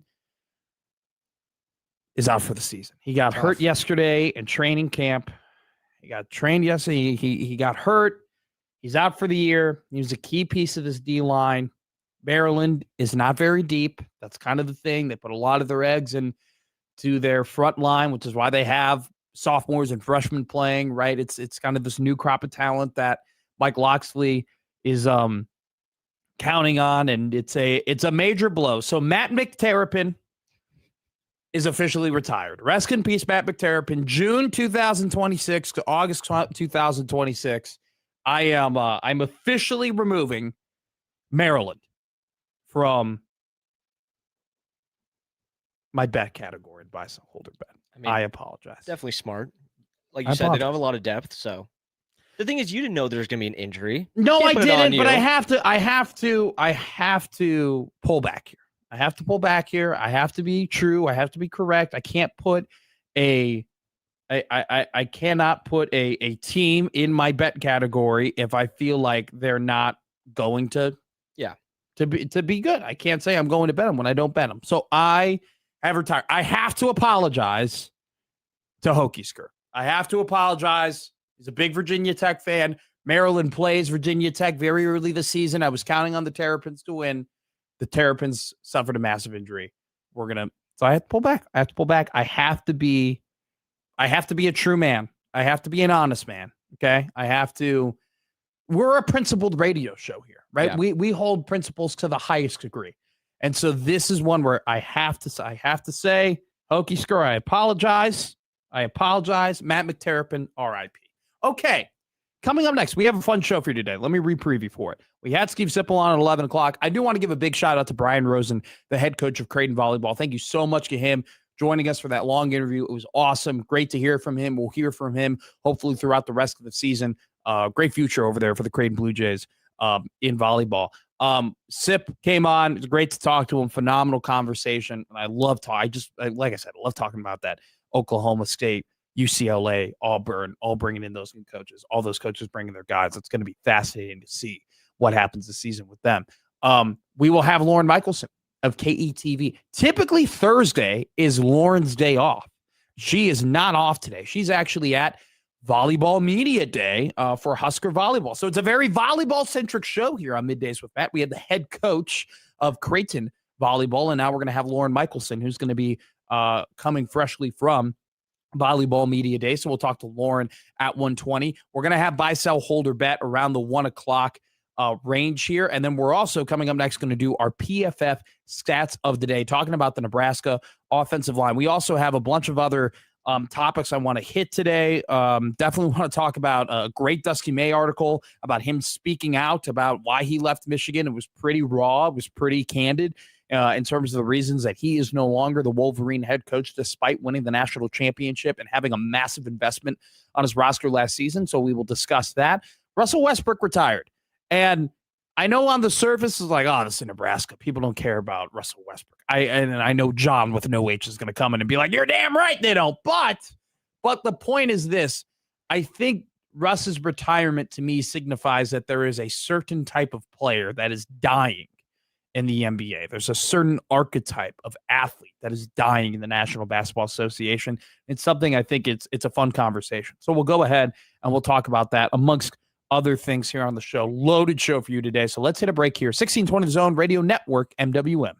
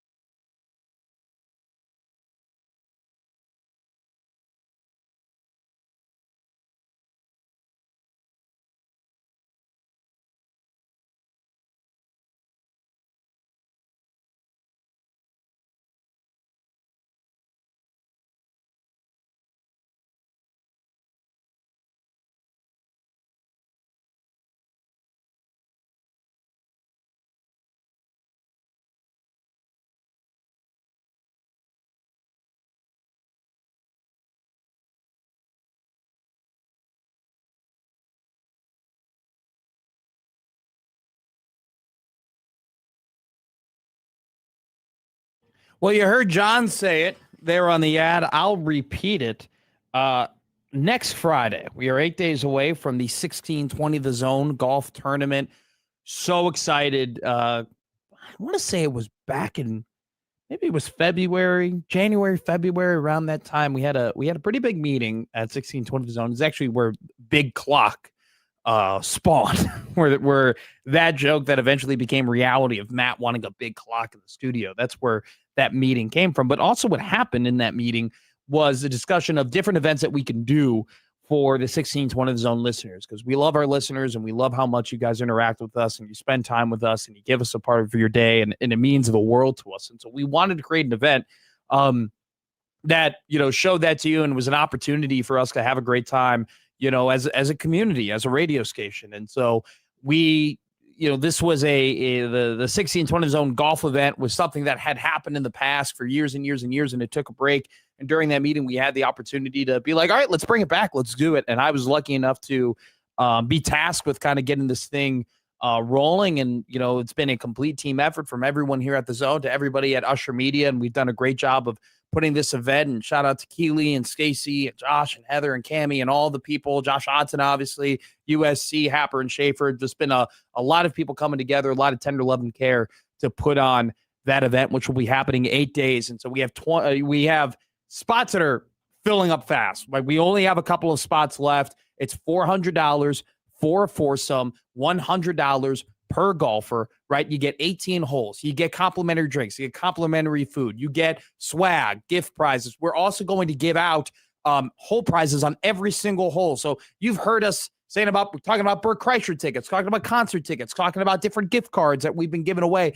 Every single hole will have one of those tickets or prizes or custom setups that we can give to you if you end up winning that competition. So also, if you come first or second and third place in either the first or second flight, you're going to get some of your money back, right, from signing up for this thing. So it's going to be a awesome event. Miracle Hill Golf Course, presented by Cutwater and T-Box. And we also want to thank Lingfeld Overhead Doors. Hopefully one of you guys get a hole-in-one, so we can give you $10,000. That's one of the prizes that we're going to have on all the par threes. So excited next week, August 21st. And don't forget, after our golf, we're going to be at the Phoenix. We're going to be partying it up. Maybe I'll do a 999 challenge. I don't know, but we're going to have a great time. So don't forget, 1620zone.com. Go and sign up. 1620, the golf tournament. All right, PFF stats of the day. So, gotta slow down. There's a lot of words I just said all at once.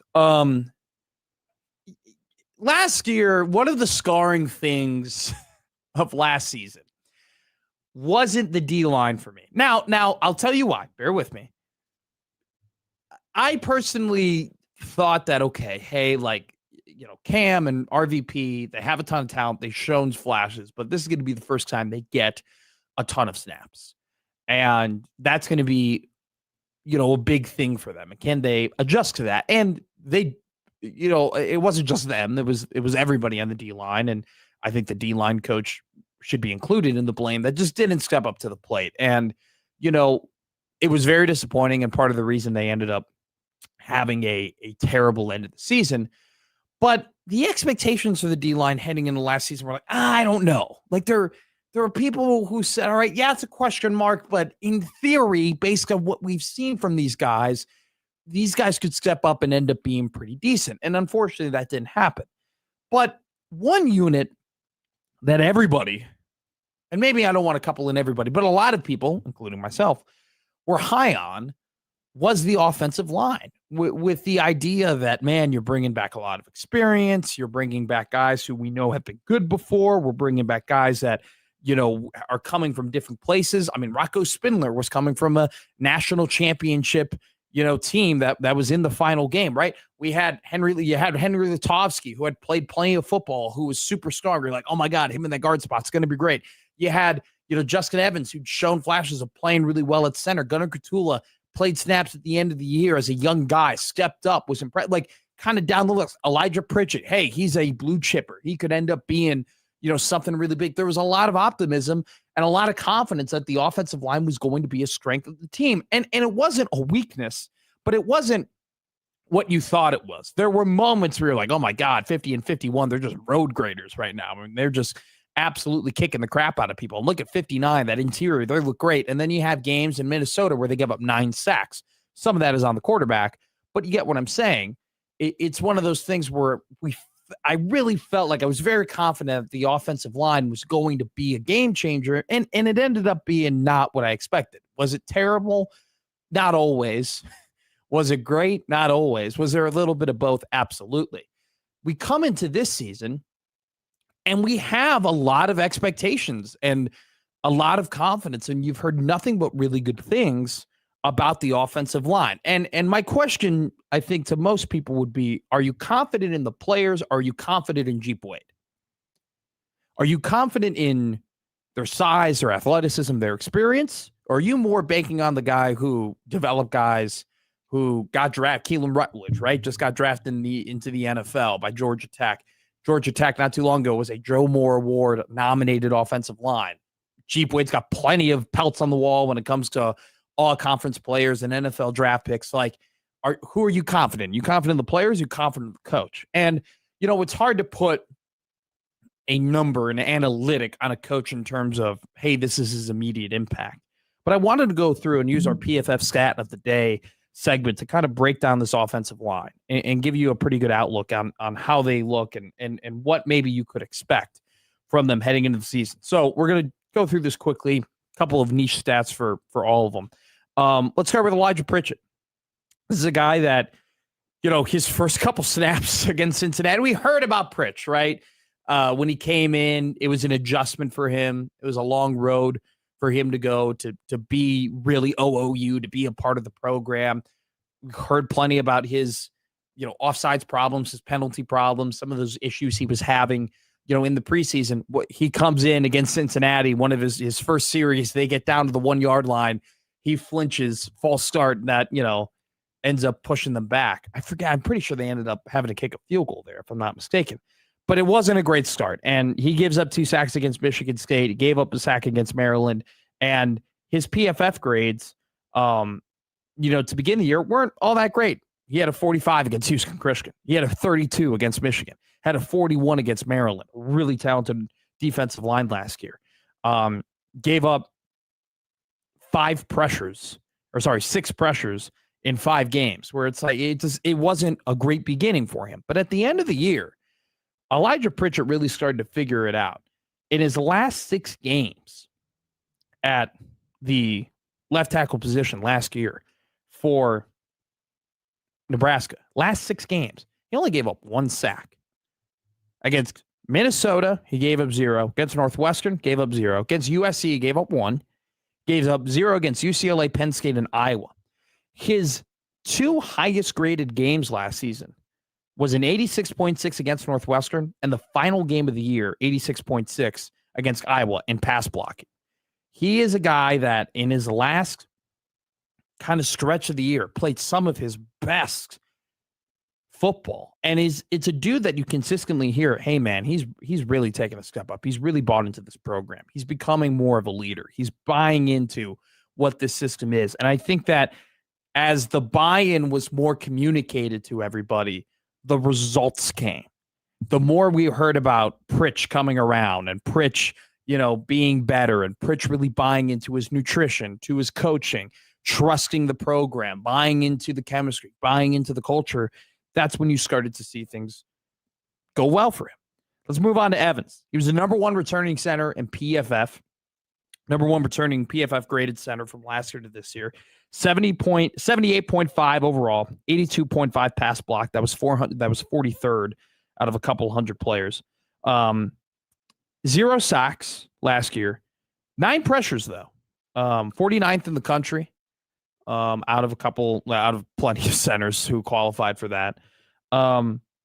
He's going to be the pillar. I mean, he's going to be the building block. He's going to be the straw that stirs the drink. He's going to hold this entire thing together, and they're going to count on him not only, to block well and to run block well and pass block well, but the center, and this is a very educated audience, but you got to call the shots, man. You got to be out there. You got to call the pressures. You got to call, who's where, and, calls on the fly, and change protections, maybe even, change plays. Like, there's just so much that goes into the communication from the center. to the rest of the offensive line. And to have a guy who has played as much football as Justin Evans, and not only just played football, but played really good football, high-level football, is going to be massive. All right, let's get into the new guys, because this is really where it comes into. Like, Evans is a dude that's being picked to potentially be an All-American. Pritch is a guy that we all know really came on at the end of the year. What can we expect from the other guys on this team? Let's start with the transfer that they got, that everybody wanted, in Paul Mubanga, that they moved heaven and earth to get this guy. Mubanga last season played 127 snaps in pass block, 127 pass block snaps. He gave up 0 sacks, 2 hurries, and 2 quarterback hits. He, from a pass blocking perspective, was really, really good. 67.9. That's a very good number for pass block overall. His highest rated pass blocking numbers came against Clemson, where he had an 81 pass block. He also had a 76.9 pass block grade against Alabama. 2 very high level teams right there. Also, Clemson's offensive line had some NFL guys there. His run block, though, is nothing really to get excited about. A 46.3 run block grade for Paul Mubanga.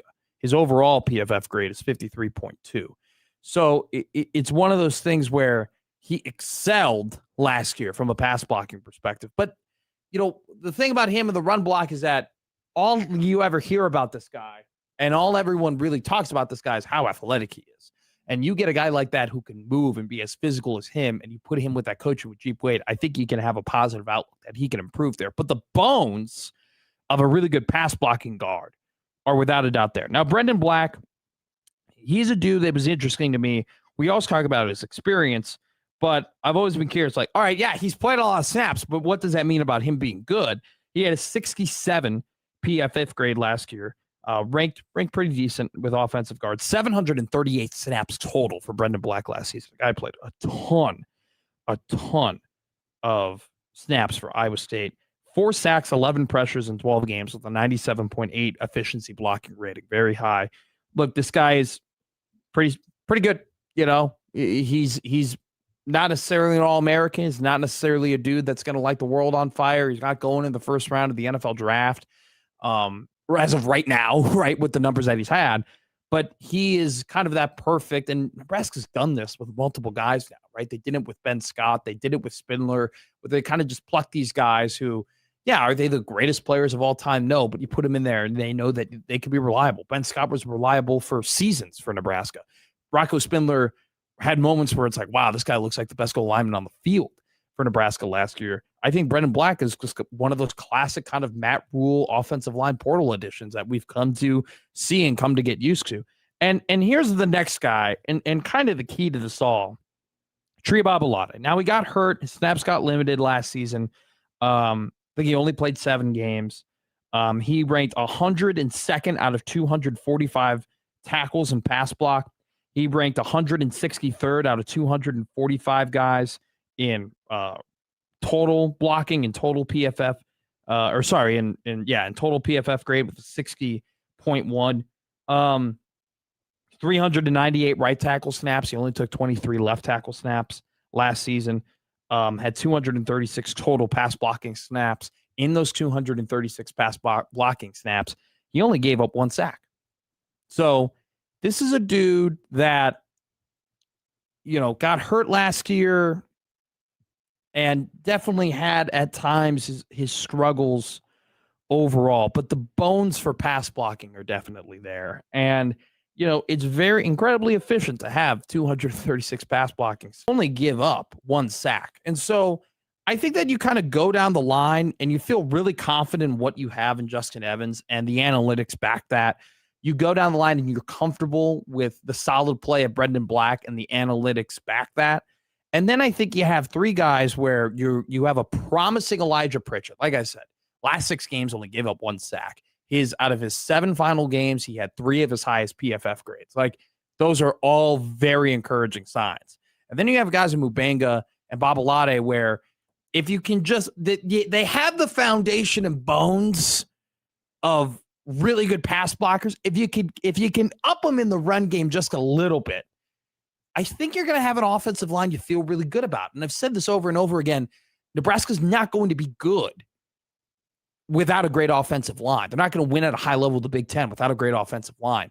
They have the foundation to be really good in that area. It's going to come down to the Jeep Wade taking them to that next level. Be wildly interesting to see if they do that. Let's hit a break here. Let's talk about Russell Westbrook coming up next.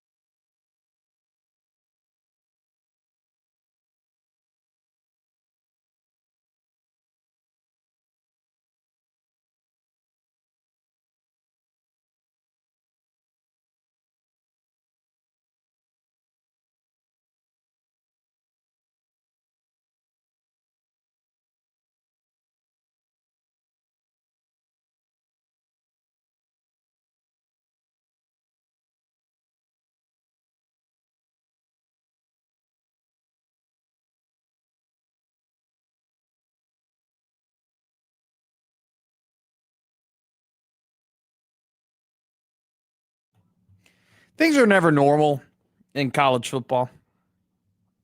It's just kind of one of those things where we talked about it earlier in the show, where ESPN goes ahead and they're talking about the playoff expansion, right? CFP committee met on Monday. They go, hey, we're going to discuss. We're going to 16 teams or 24 teams. ESPN has a secret meeting with the SEC so they can have this weird 20-team format that nobody has ever talked about, that they hid from Tony Petitti, one of the people who literally has to okay the decision to expand to whatever number they want to expand to, which college football playoff expansion at this point is just, that's what we're doing. Yep. That's happening. That's going to occur. And then doing that backroom meeting, I'm like, this is so weird. This is so strange. Like this sport can't get weirder in terms, like, even the people who are meant to like work together and communicate together are still doing shady backroom stuff, until something came across my desk today where, man, pettiness and college football go together like peanut butter and jelly. As long as college football exists, petty things will occur. Petty things will happen. People will get their feelings hurt. Honestly, feelings getting hurt in college football is a tale as old as time. And I think it actually is one of the things that makes college football incredibly unique and at times special. This one that I'm about to mention, this petty occurrence that's happening between Jaden Daniels and the LSU, is not one of those cute, fun little ha-ha petty things. This is one of those, wow, this is just random, and people are very upset about things that they shouldn't be upset about. So here's what's going on. It was tweeted out yesterday from Ari Meirov that quarterback Jaden Daniels, through his attorney, informed LSU it can no longer use his name, image, or likeness after the school allowed another player to wear his number 5 jersey. Daniels says he feels profoundly disrespected, and he believes he's being treated differently than Joe Burrow, because since Joe Burrow won the Heisman, the number 9 has not been worn at LSU. Now, you might ask, is Jaden Daniels numbered retired? No, it's not. Nope. LSU has 5 football players with retired jerseys: Billy Cannon, number 20, Charles Alexander, number 4, Jerry Stovall, number 21, Tommy Casanova, number 37, and Burt Jones, number 7. None of those numbers include Jaden Daniels in number 5. Now, Meirov is right, and Daniels is right. Since Joe Burrow has won the Heisman Trophy, like Jaden Daniels later won the Heisman Trophy after Burrow, his number has not been worn. Yet, there is a player on LSU who's being allowed to wear the number 5 jersey. His name is DJ Pickett. Pickett was a 5-star cornerback when he signed with LSU out of Florida with the class of 2025. Pickett signing with LSU, and this is according to LouisianaSports.net. Pickett signing with LSU was contingent upon wearing number 5, a source said. It was a stipulation discussed with all 3 of his finalists, including Oregon and Miami. He has worn number 5 every year of his football career until last season. Despite him being promised the number during his recruitment, former coach Brian Kelly told ESPN he was not willing to issue the number without Daniels' blessing. Pickett wore number 3 in 2025 as a true freshman, where he earned freshman All-American honors. Lane Kiffin now becomes the head coach of LSU. And I guess Pickett was like, look, I'm one of your best players. I'm going to be a very important part of your roster. I stayed here. You coming here. By the way, I signed here with the idea that I was going to be allowed to wear my childhood number 5. Can I please wear my number? Well, they gave him the number, and then he was on promotional things for LSU's upcoming football season, to the point where now Jaden Daniels wants nothing to do with LSU. So much so that this is a tweet from Matt Moscana. Moscana is a publisher on LouisianaSports.net, the story I was just referencing. He tweeted at 11:05 a.m., this is about an hour ago, the LSU Jaden Daniels saga has taken another strange turn. Sources confirm Daniels' camp wants LSU to return its copy of the Heisman Trophy, something LSU has zero intention of doing. Daniels contacted LSU leadership before fall camp. Lane Kiffin has spoken personally to Daniels.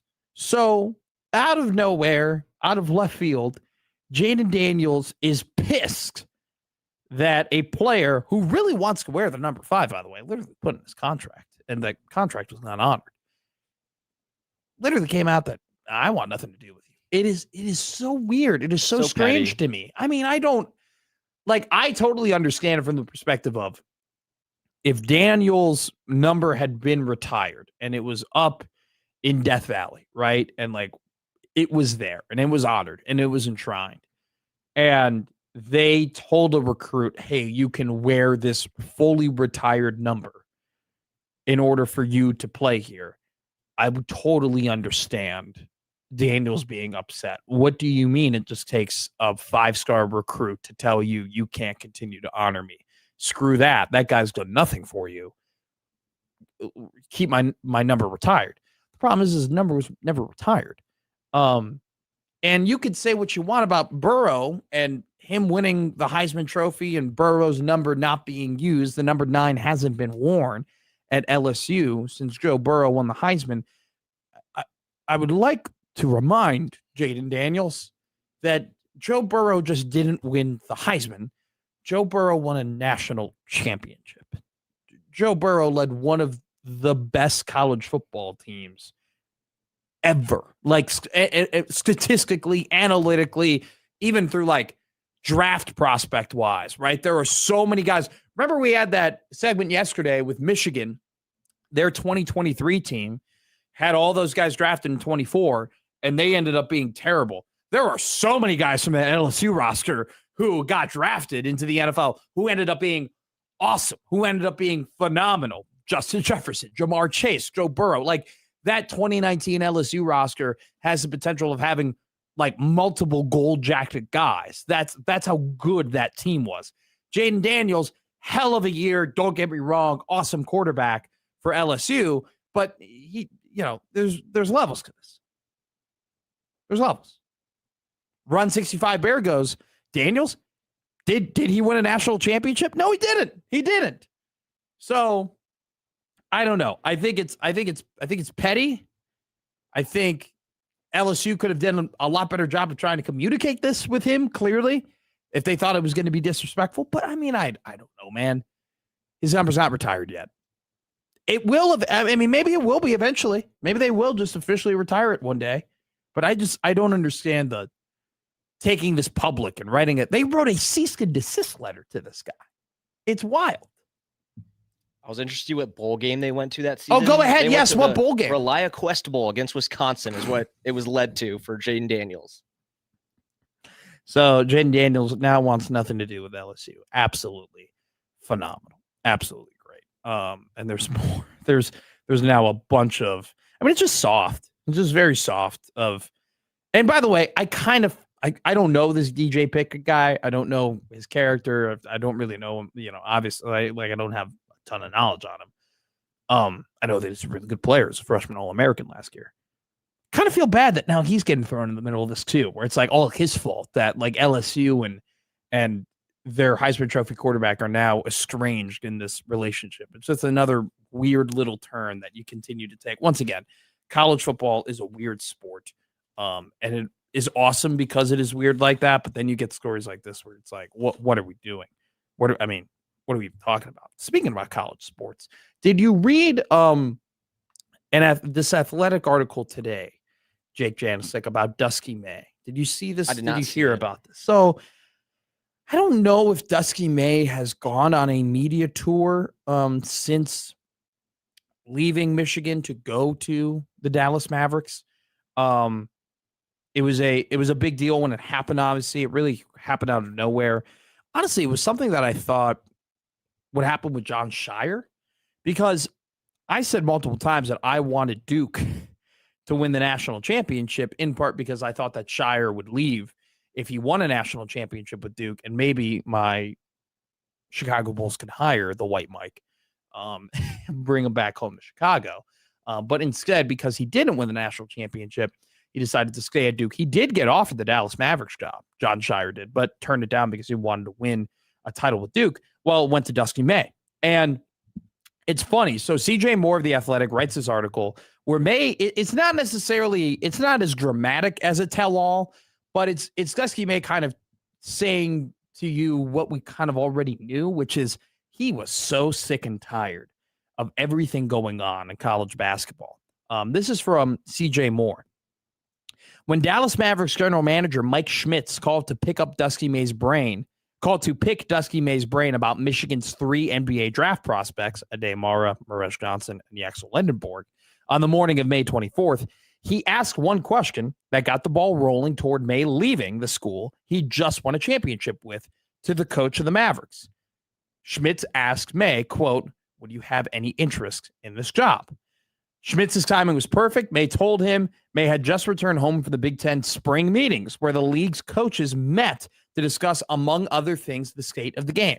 This is a quote from May. Quote, May said, "I was so excited for the Big Ten meetings. Like, we are going to find some solutions," May told The Athletic. Quote continues, "I go there and I was just like, oh my God, nothing's getting fixed ever." May continued another quote from here.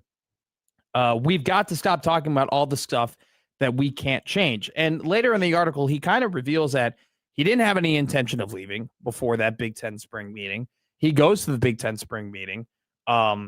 He does not get the answers that he was looking for. He had an interest in repeating as national champions. Like he wanted to chase that. That was the goal. That was something out there for him to go after.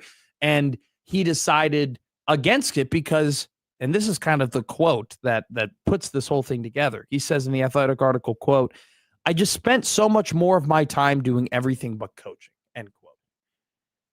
I think this article, and I think like the story of Dusty May, like there's two ways of looking at it. Is it this really just had to do with circumstance?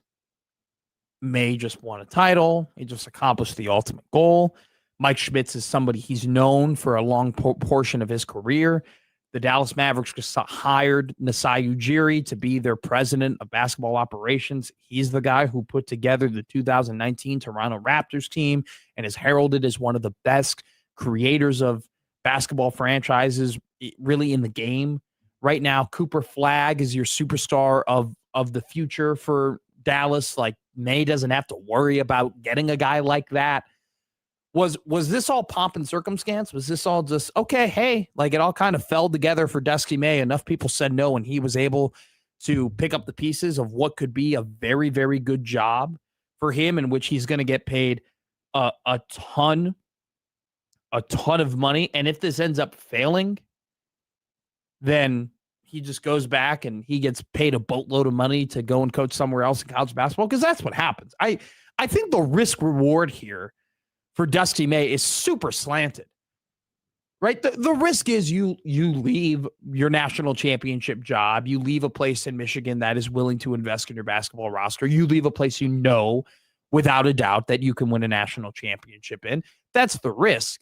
But the reward is, okay, you go to the NBA, something that May admits in this article he wanted to do. You go there, you win there, you build your legacy. You're one of kind of the few coaches who can do both. We've seen plenty of coaches, fail or relative to expectation fail at the NBA level after being successful in college basketball. You could build your legacy as one of the, rare people who could do both. And maybe you win an NBA championship. When we look at Dusty May and go, hell, man, he can do. He's a high-level coach at both college basketball and the NBA. That's insane. Or he fails, but then what really happens when he fails? He fails, he gets fired. All right, well, he goes back to college basketball, and the best team out there is going to ask him to be their head coach. He's immediately going to go back to a program that is going to be willing to invest in him for him to win in college basketball once again. So, like, to me, the risk reward, I don't know. Like, there's a bit of a risk, but not much as you would think leaving a job like Michigan. But I think back to my original question, May leaving college basketball, and this article in particular, is this just circumstance or is this a warning? for athletic directors and the future of college basketball? Did this just happen because it happened? Or should athletic directors be wary of, man, we have some really good coaches, some high-level guys who make the game better, who make our conferences better, who make our players better, which in tow, college basketball had one of the best years from a viewership, ratings, interest perspective it's had in a long time, right? Fox was up. We talked about this in February. Fox was up in all ratings. ESPN and their families, they were all up in ratings. People were in on college basketball. College basketball got hot even before March, which for college basketball fans, it really has been looked at as a sport of most people, most diehards go, all right, we understand 60, 70% of the people who are interested in this will see you in March. We'll see you during the conference tournaments. We'll see you during the NCAA tournaments. There was building momentum, though, from January, February to March. And maybe it had to do with the transfer portal and had to do with teams getting better real quickly and things flipping around and conferences being competitive, right? Like, I don't think we ever necessarily got to, I think also, too, it has a lot to do with, we saw it this year, like guys who used to be second-round draft picks, guys who used to just leave right away for the NBA, and be taken with the 40th, the 50th picks in the draft. They now stay in college basketball because of NIL, because of the money, because of what they can get paid. And because they get paid that money, you have top college basketball players who previous years would have left that are now staying, which makes your product better. College basketball is growing in popularity. The numbers show it. The numbers state it. Yet, a top college basketball coach in Dusty May goes, I'm done. I want nothing to do with this. I spend way too much time going to country clubs. I spend way too much time talking to donors. I spend way too much time having drinks, begging people, some of whom I may have never met before, to give me a wing player for my team, to get me a point guard, to get me a center. I have to spend all of my time, schmoozing and whining and dining and making sure that my roster can actually be intact, more so than I'm talking about how we're going to run horns against Michigan State on February 13th in East Lansing. A guy like Dusty May signed up to coach basketball. He didn't sign up to, share hors d'oeuvres with a local Ann Arbor engineer owner, right? So he could go ahead and make sure they can pay Mustafa Tom. Like, that's not what May signed up for. And I guarantee you, that's not what a lot of these college basketball coaches signed up for. So I'll ask the question again, and I'd love to interview an AD. I would love to. I have so many questions for these people, these crazy individuals who, like just an athletic director job in college sports is not something that I would sign up to do right now. I'd love to ask him, do you read the Dusty May article and do you read him saying, I can't stand this anymore. I'm done with this sport. Thank God I can go to Dallas. Do you read that and say, man, I'm worried about the health of whether or not coaches still want to be doing this? Or do you go, he knew Schmitz. Ujiri's too good to say no to. Cooper Flagg's a superstar. That position's made for you to walk in and be good right away. You got all the pieces that you would want from an NBA franchise perspective. Do athletic directors read that and go, oof, guys, we got to think about how these coaches are handling this, because when we lose quality coaches, the quality of the game goes down. When the quality of the game goes down, that's when the interest, it's a snowball effect, right? What if next year John Shire wins at Duke and goes to the NBA? What if the year after that Todd Golden wins his second title with Florida? He goes to the NBA. I mean, college basketball does not want to be the place. And it never, you had college coaches who are college coaches, but you definitely don't want to go the path of like, you have college coaches who are wishing for their success so they can get out of it and coach basketball in the NBA. You don't want that to happen. Now, we could just also get to the point where NBA teams are like, oh, Dusty May failed. Well, we're done going to college basketball coaches. Run 65 Bears writes here, the wild, wild west, unlimited free agency, no loyalty, no long-term commitment. It's a lot. Coaches want to coach and be the ultimate authority. They don't want to babysit. They want to do. It's interesting you write that, Bears, because here's the thing. May talks about contracts, and May talks about, contracts being binded, and we need more binding contracts. He's the second guy I've heard this week talk about that.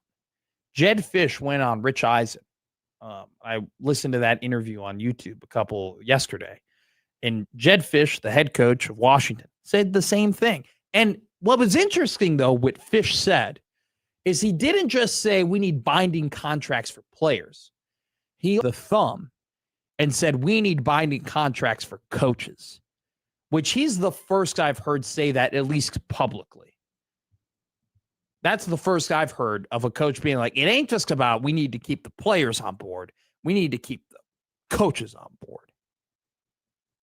That's what we need to do, which which, by the way, I agree with. I kind of agree with that. Look at the NFL, right? If you want to get a coach from another team and they're not, and their contract isn't up, you have to trade for them.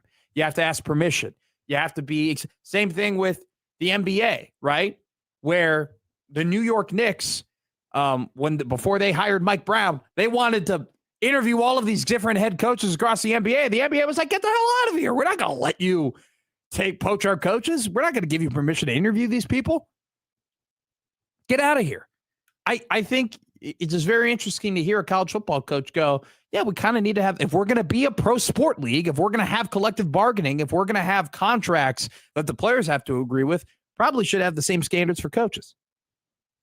And he goes to have contracts, the players have to unionize and have a CBA with the NCAA or whichever body would represent the university. Andy, you're right, and I'm not getting into that.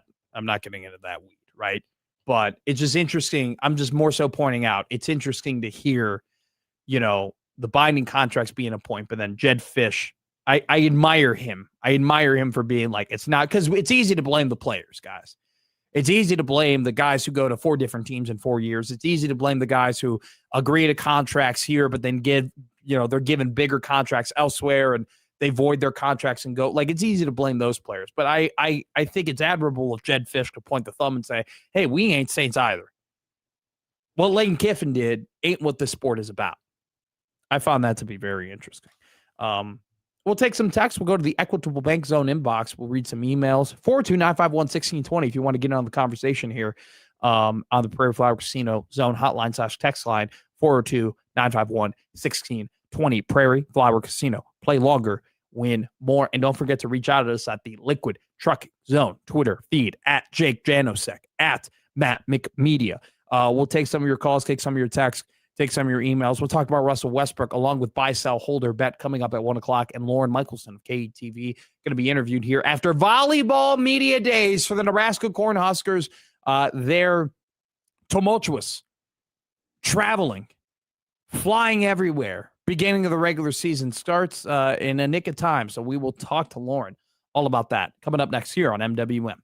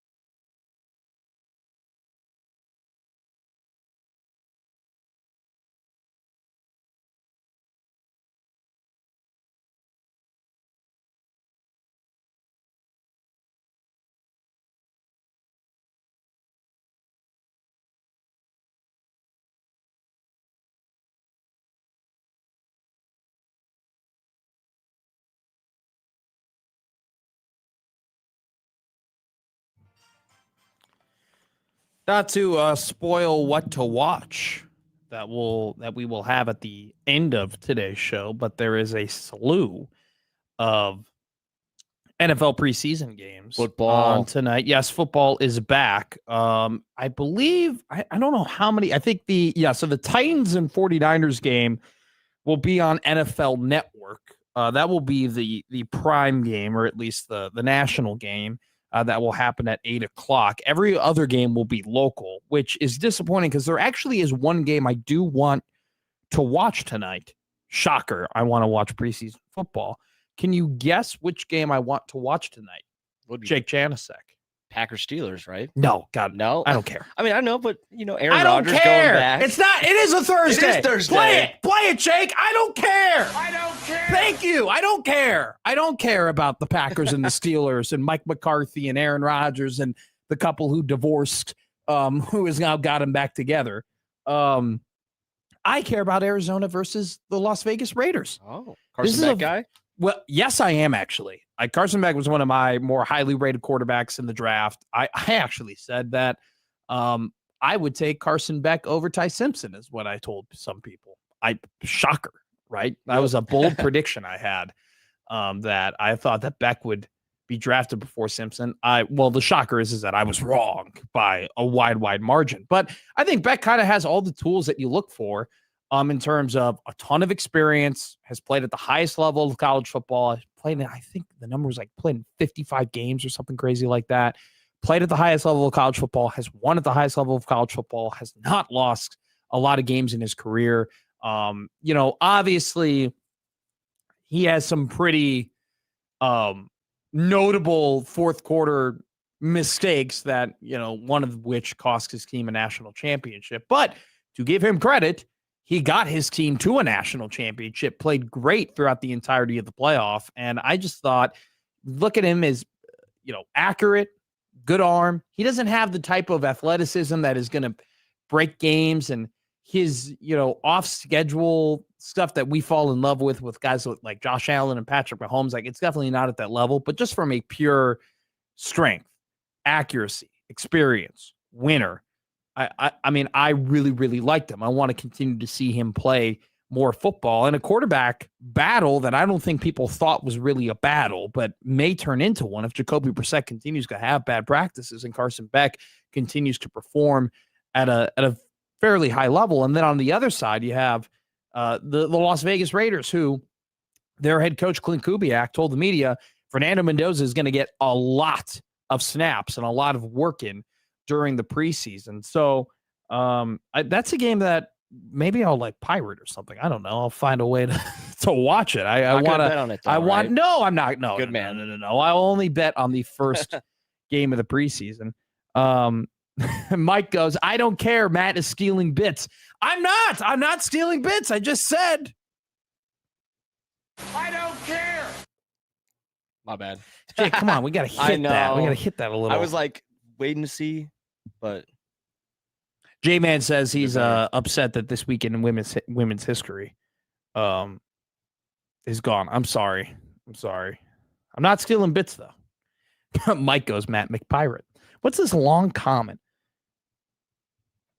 Jeremiah goes, avoiding lettuce made everything appear flat and less lively. Well, after some time, good riddance. I taste everything again without nonsense. I've been gone for... What is happening? I don't know what Jeremiah is talking about. Bit by the lettuce bug? Oh, yeah. On? Has that ended yet? Or are people still having explosive diarrhea because of the lettuce? I know the whole Taylor Farms thing, but I think it has to, at this rate. Taylor Farms, that's what it's called. Yeah. I mean, I'm getting Taco Bell tonight with my girlfriend. And I do not care if there's lettuce on it. I'm fine. You're getting Taco Bell tonight? I am going to get Taco Bell. Are you taking her on a date to Taco Bell? No, she just wanted to get some Taco Bell. And they're actually releasing a tahini menu. So I might try one of those. I love things. Tahini. Yeah. Do you put tahini in your margaritas? I do like tahini in my margaritas. It's good stuff. Tahini in your margaritas is amateur stuff, all right? That's 100 level margarita stuff. You need to put tahini in your beer. You need to put tahini in Modelo. You need to put tahini in Corona. Dude, tahini and beer is awesome. You get some of that because what I love about tahini is the hint of lime, which, quick little tangent. Tostitos, you like Tostitos? Yes, okay. The chip brand. Please sponsor us. Tostitos scoops might be one of the most underrated chips out there because, number one, I don't see them a lot at parties. But talk about a chip that gets their job done. You buy Tostitos scoops to go and scoop the dip. It works. Tostitos scoop, they make the chip for scooping. They did what they accomplished. It ain't a gimmick. It ain't a bit. They are it. They are perfect. Anytime there's a dip, if I'm like, hey, I'm having dip tonight, or I'm making a dip, I'm making buffalo chicken dip, or I'm making a queso, or I'm making I had a cheeseburger dip. Oh. It's just basically queso with ground beef in it. That's good, though. Oh, it was great. Shout out Uncle Mike from Roommate Dan's family. It was one of the best dips I've ever had. Scooping with those Tostitos scoops, so effective. And they're sturdy, too. Here's my beef, though, with Tostitos. Hint of lime. They have a hint of lime chip. I like it. It's cool.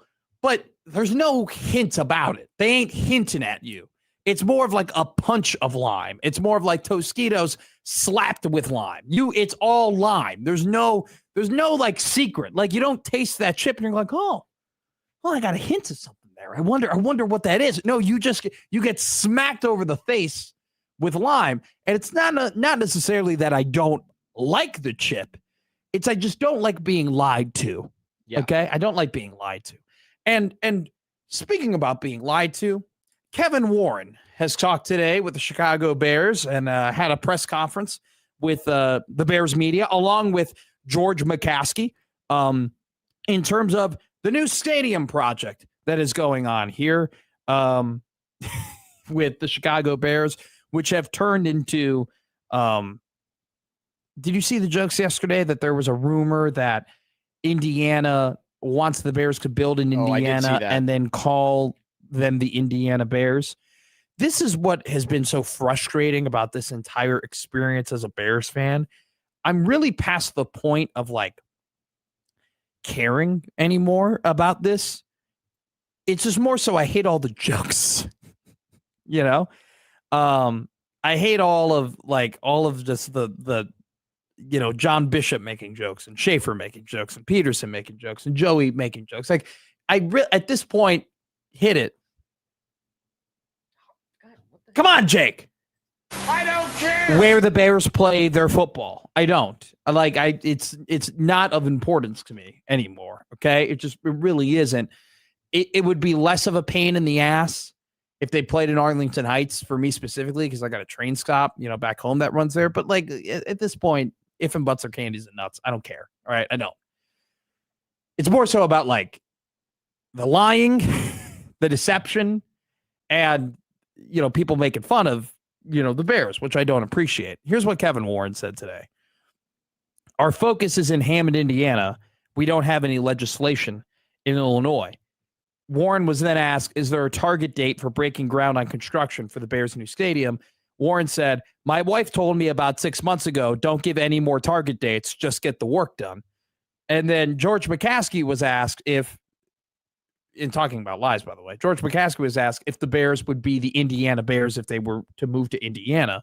McCaskey responded with, no, we will be the Chicago Bears, whether we'll be in Arlington or in Hammond, which is funny that McCaskey, who I think my theory is at this point, George McCaskey is seething and is so pissed that they've gotten to this point that Hammond is even a discussion.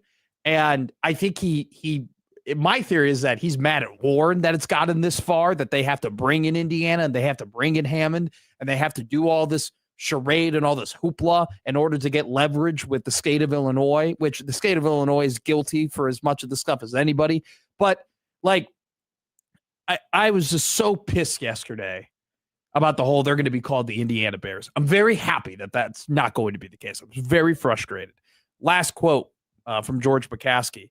He characterized the Bears' discussions with Illinois legislators as, quote, minimal, following the team's board of directors vote to focus stadium efforts solely in Hammond. So there we are. The Gary Bears, probably not going to happen. I'm at the point I don't care. I don't care unless they call themselves the Indiana Bears. If they became the Indiana Bears, that's a whole other discussion. That's a whole other point. That is not just you're moving stadiums and you're playing somewhere else. That means you are a different entity. You are a completely different franchise, in my opinion. That is a different conversation. To one where, yeah, I'll say it right now. If they became the Indiana Bears, I would think about whether or not I would root for them. I'm not saying I wouldn't, but I would think about it because I'd be that mad. You would care. J-Man goes 1620 the Scoop Boys on Midday. I don't know if that's a nickname we want. Skips goes, those lime chips are the bane of my existence. I hate them with a passion. Dang. Wow. I hate. That kind of checks out for Skips. Skips is kind of like if there was a revolution, like Skips would be at the part of it. You know, like if Skips was in Les Mis, he would be one of the college students trying to overthrow the French government. You know, he'd be close. Skips is way closer to Jean Valjean than he is Javert. I think everybody knows that about Skips. Mike goes, ham Bears. Get out of here. J-Man goes, Heyman Bears on 1620 of his own, please. Andy goes, blame the billionaires, not others. You know what? Yes. Yes, Andy. Andy, who is very apt in his Chicago knowledge, says this. He goes, let them go. The owners have no allegiance to the people of Chicago or Illinois. All that matters is money. See, Andy, the one thing, and I think you can appreciate this, is like when you are the charter franchise of the NFL and you have been in the same city and in the same area for 100 years now, right? You've been in the greater Chicagoland area. I think you do have a service. You do have an allegiance. You do have a responsibility towards your constituents, towards your fans. Let's just say this. The Chicago Bears fans have given more to the Bears than the Bears have given to fans. 1,000%. That is without a doubt, with no conversation. That franchise, outside of a handful of years, has been lost in the wilderness. And yet that city, their fans, have made that team the identity of this third largest city in America. I understand what Andy is saying is where it's all matters is the dimes and cents in their pockets. Andy's not wrong. But if we're talking about who deserves loyalty, the Bears fans deserve loyalty. J-Man goes, Arlington Heights? George Halas is turning in his grave. White Sox move next when Jerry's gone. That's a whole other conversation, J-Man. To which I don't know how I honestly don't know what Sox fans would do because I know a lot of Sox fans in my life because I grew up in a part of the suburbs of Chicago where a lot of kids' parents, like their dads and their moms, this is the joke I use, but it's the truth. Their dads and their moms made enough money to move from the south side to the north side, but they raised their kids to be Sox fans. So I'm in the part of the suburbs where it's like there's actually a lot of Sox fans I grew up with. I know a lot of Sox fans who would just give up a baseball before they root for the Nashville White Sox or before they root for the Chicago Cubs. Andy goes, imagine George Halas rolling over in his grave the day the Bears no longer exist. Nathan goes, my wife asked me a decent question. Why do most NFL teams go to the city and there's a few that are state?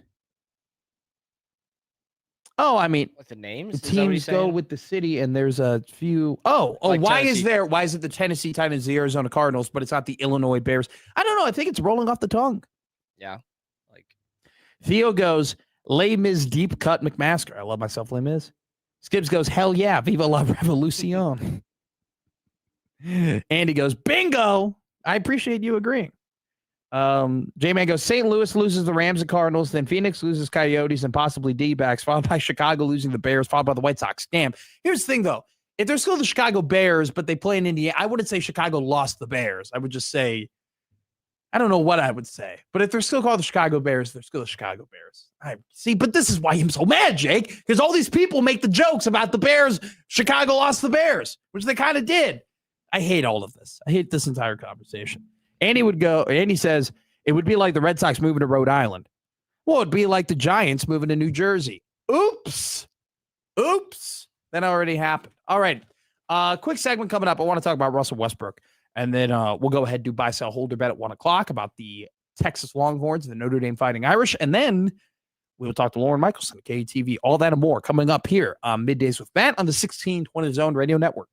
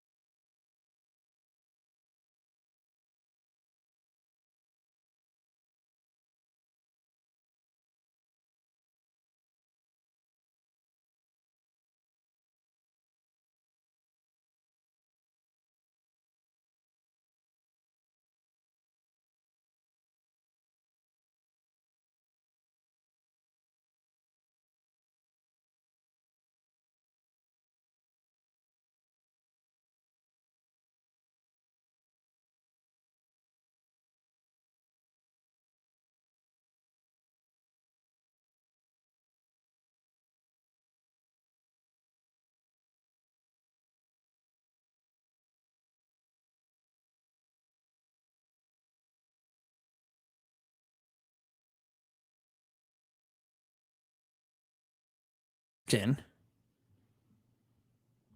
Thank you, Jake. My headphones dropped. We have a text in from one of our favorites, Old Man Doug. Old Man Doug writes in, would love to see Matt tomorrow. Well, Doug, what are you talking about, Doug? Well, Doug is obviously talking about 1620 The Zone at Equitable Bank in Elkhorn tomorrow to celebrate the location's 5-year anniversary and celebrate the 20-year anniversary of Equitable Bank in Omaha. So it's 201 12 Pierce Street. It's next to the Family Fair, 201st Pacific. Putt-putt from 10 a.m. to 4 p.m. A bounce house from 11 a.m. to 4 p.m. A churro truck from 11:30 a.m. to 1:30 p.m. And Dunkin' Doug is what they're calling it, from 1 p.m. to 3 p.m. We're asking for donations of a non-perishable food item or a personal care item to be able to dunk Old Man Doug. The items will be donated into the Elkhorn community. Josh Peterson will be there from 11 a.m. to 1 p.m. So you can stop, say hi. We'll see. I'll probably make an appearance at the Equitable Bank in Elkhorn to say hi to Old Man Doug, one of our favorites. Text in from John.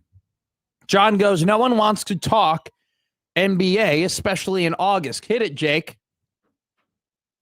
I don't care. I don't care, John. I'm going to do it.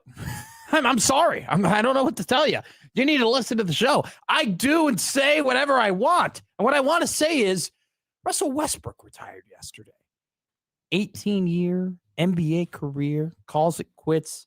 Had my generation's version of Hakeem on the Raptors and Gary Payton on the Gary Payton ended up being pretty successful with the Heat and the Lakers, but Ewing on the Magic, right? Yep. That was kind of Russell Westbrook on the Sacramento Kings. That was a tough watch. Russ is of a dying breed, in my opinion, in NBA players. And this is what I mean. First off, the 90s created and more specifically, Michael Jordan created such an interesting era of the 90s because it was normal to not win a title in the 90s in the NBA, even if you were a Hall of Famer. There are so many great NBA players of the 90s whose legacies are limited because of their inability to win a title with the existence of Michael Jordan, Stockton, Malone, Drexler, Barkley, right? I mean, Gary Payton ended up winning it, but he ended up winning it not being the best player on his basketball team, right? He ended up winning it with other players. There's so many. I mean, Hakeem is the only one who won a title in the 90s. That wasn't Michael Jordan. You can count Robinson and Duncan with that as well. They won it in 1999. But all three of those guys won those titles when Michael wasn't either in the league or at the peak of his powers. And so, Russ, and this is partially LeBron's fault, is one of the very few players of the 2010s and 2020s who's a bona fide Hall of Famer who's done things that we never thought would ever be done again in the NBA by averaging a triple-double. But he's one of the few guys who didn't win a title. Jokic won a title. Giannis has won a title. Kawhi won 2 titles. KD won 2 titles. Curry's won 4 titles. LeBron's won 4 titles. Shai Gilgeous-Alexander's won a title. Jalen Brunson's won a title, right? You have Jason Tatum, Jaylen Brown, all of these top players across the NBA have eventually gotten, to the peak of the association, except for Russ. And that's a little bit more rare than people think of, being that great for that long, but never being able to accomplish it, which I don't think is necessarily something that Russ wants to brag about. But Russ can brag about this. The NBA very uniquely in the 2010s had so many different, you had so many fans who weren't necessarily rooting for teams. They were rooting for players. You had people who, I'm not a Cavalier fan. I'm a Braun fan.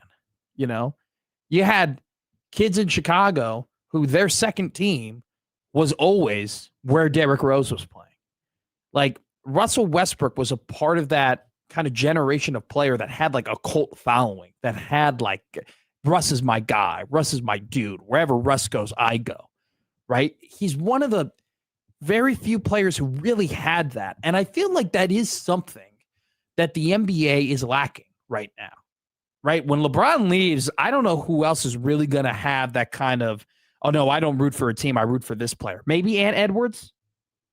Maybe Ant. Right? Yeah. But it's not the same. No. Right? It's not I'm a Braun guy. I'm a Rose guy. I'm a Westbrook guy. Like that that doesn't really, the NBA's kind of lost that. And I think has to do with the NBA kind of losing a little bit of popularity over the last couple of years. But that's something where when I think of Russ, like obviously you think of the triple doubles and obviously you think of the explosiveness, but I just remember like he used to captivate fans, captivate groups of people. People wanted to associate themselves with. He had a cultural impact that, went a little bit beyond basketball, which is something. All right, let's hit a break here. Buy, sell, hold, or bet coming up next here on Middays with Matt.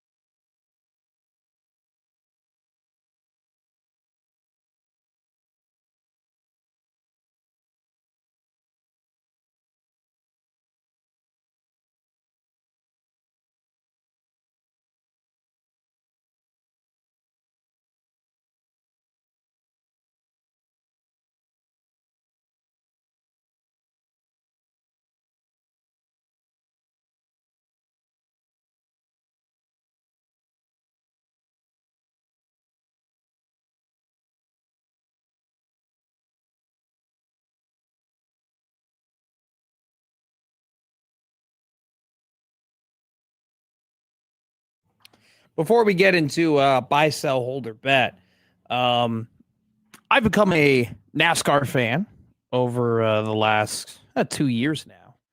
And obviously, earlier in the year in NASCAR, the just racing community suffered a massive loss. I don't think massive is a good enough word to describe it, where Kyle Busch passed away.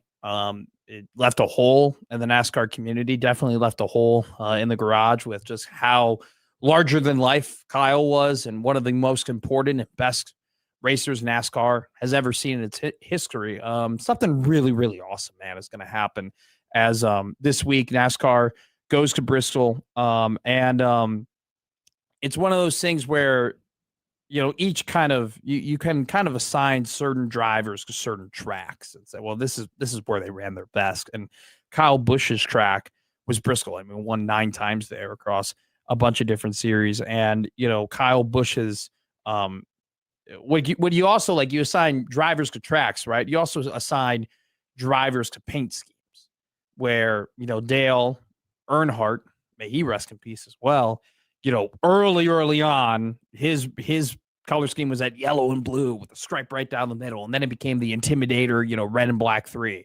You look at Jeff Gordon and the Rainbow Warrior, right? And, the rainbow on the front, and just kind of that color, like you can kind of see like Bobby Labonte's like colors, like right now in your head. You close your eyes and you see that, Jimmy Johnson's car, right? Like there are just certain iconic. I always think of the Joey Logano Penske 22, right? The red and the yellow, and Kyle Busch's was the M&M car, where you had the colorful. It was yellow, and then you had the red and green and blue M&M, and you had the different M&M characters on the side. Like that was this classic number 18. When people think of Kyle Busch's car, they think of that car. Well, Ty Gibbs, who just won in Iowa last week, who ran an incredible race, he will be running at Bristol with the M&M paint scheme to honor Kyle Busch. And it's a really cool car. I encourage anybody to look it up, especially if you're a NASCAR fan, where you can see that, it kind of looks like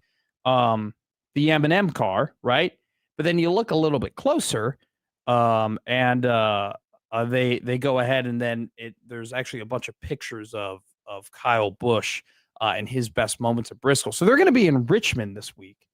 Let me see next time. I don't know when they're going to debut this.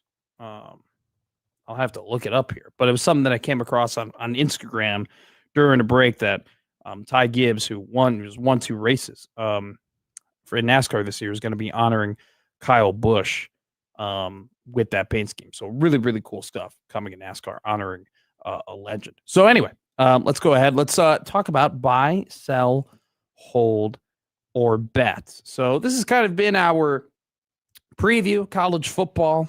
We've done Alabama, we've done Auburn, done Virginia Tech, done Maryland, Colorado, Michigan State was a team we did. Illinois was a team that we did. We're kind of slowly going through as many teams as we possibly can. I just kind of wanted to do a big one today. I wanted to do 2 teams that a lot of people have massive expectations for, and that is the Notre Dame Fighting Irish and the Texas Longhorns. Both are great rosters. Both are returning a ton on the offensive end. Both are returning 2 very promising quarterbacks that could be in the Heisman Trophy hunt and being drafted in the first round of the NFL draft later this year. Both, though, very different in terms of the outlook of what their over-under win totals will be. They both have the same expectation. Both of these teams expect to go to the college football playoff. Both of these teams expect to play for a national championship at some point this season. This, honestly, is not that uncommon of a national championship pick, a game between these 2 teams and Notre Dame and Texas. I wouldn't be surprised if you see some national pundits pick these 2 teams to play against each other for the Natty in January. So let's preview these 2 teams. Let's first start with Notre Dame. Here's a great stat. I think some people, it's pretty out there at this point, but it's still, boggling to me.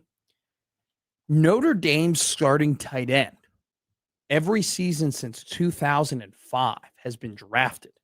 So if you have been a starting tight end since 2005 for Notre Dame, you have gotten selected in the NFL draft, which is it's a crazy stat and awesome thing to brag about. Last year's tight end, Eli Raridan, got drafted last year. Now, they're going to go with a 2 tight end set this year. Here's a really funny thing about this Notre Dame team. Here are the names of their 2 tight ends they're going to use a lot of. Cooper Flanagan and James Flanagan. Crazy. Now, you might think, oh, the Flanagan brothers are playing tight end, which would be awesome if that was the case for Notre Dame.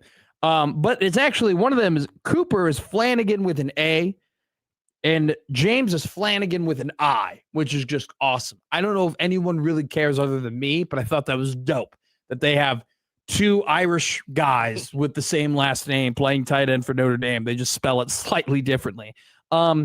This team returns a ton, man. The 10 starters on the defensive end. They bring back 3 of their 5 offensive linemen. Arch Manning comes back. Jordan Faison, who, was a lacrosse player and now is fully committed to being a football player and was their leading wide receiver last season. They lose Will Pauling, who was awesome for them in the slot, and Malachi Fields, who 6'4", massive frame. Both those guys were nails. But they lose those 2 wide receivers. They keep their leading wide receiver in Faison, but they replace Fields and Pauling with Mylan Graham and Quincy Porter.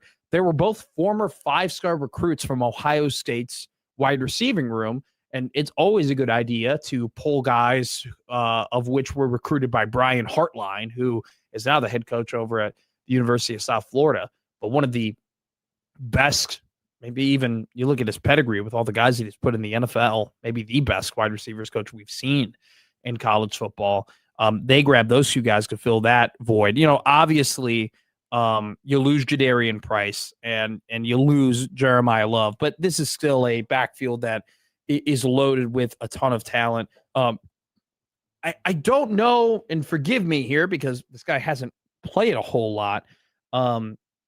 Aeneas, I'm going to go with Aeneas Williams is going to be the guy that is going to replace Price and Love as the number 1 back. He was a 4-star recruit out of high school. He played in Hannibal, Missouri. He did get a couple of spot carries through the 24 and 25 season where he was super efficient, averaging in the 2024 playoff run, he averaged 7.6 yards per carry. Last season, he had 24 attempts for 224 yards, averaged 9.3 yards per attempt with 5 touchdowns, and also caught 2 balls out of the backfield. So this is, Notre Dame has been recruiting the running back position under Marcus Freeman at a very high level since he's gotten there. I think the most important thing is that they bring back a majority of their offensive line, which, according to Brett Ciancia's metrics, was number 31 in offensive line run push and number 12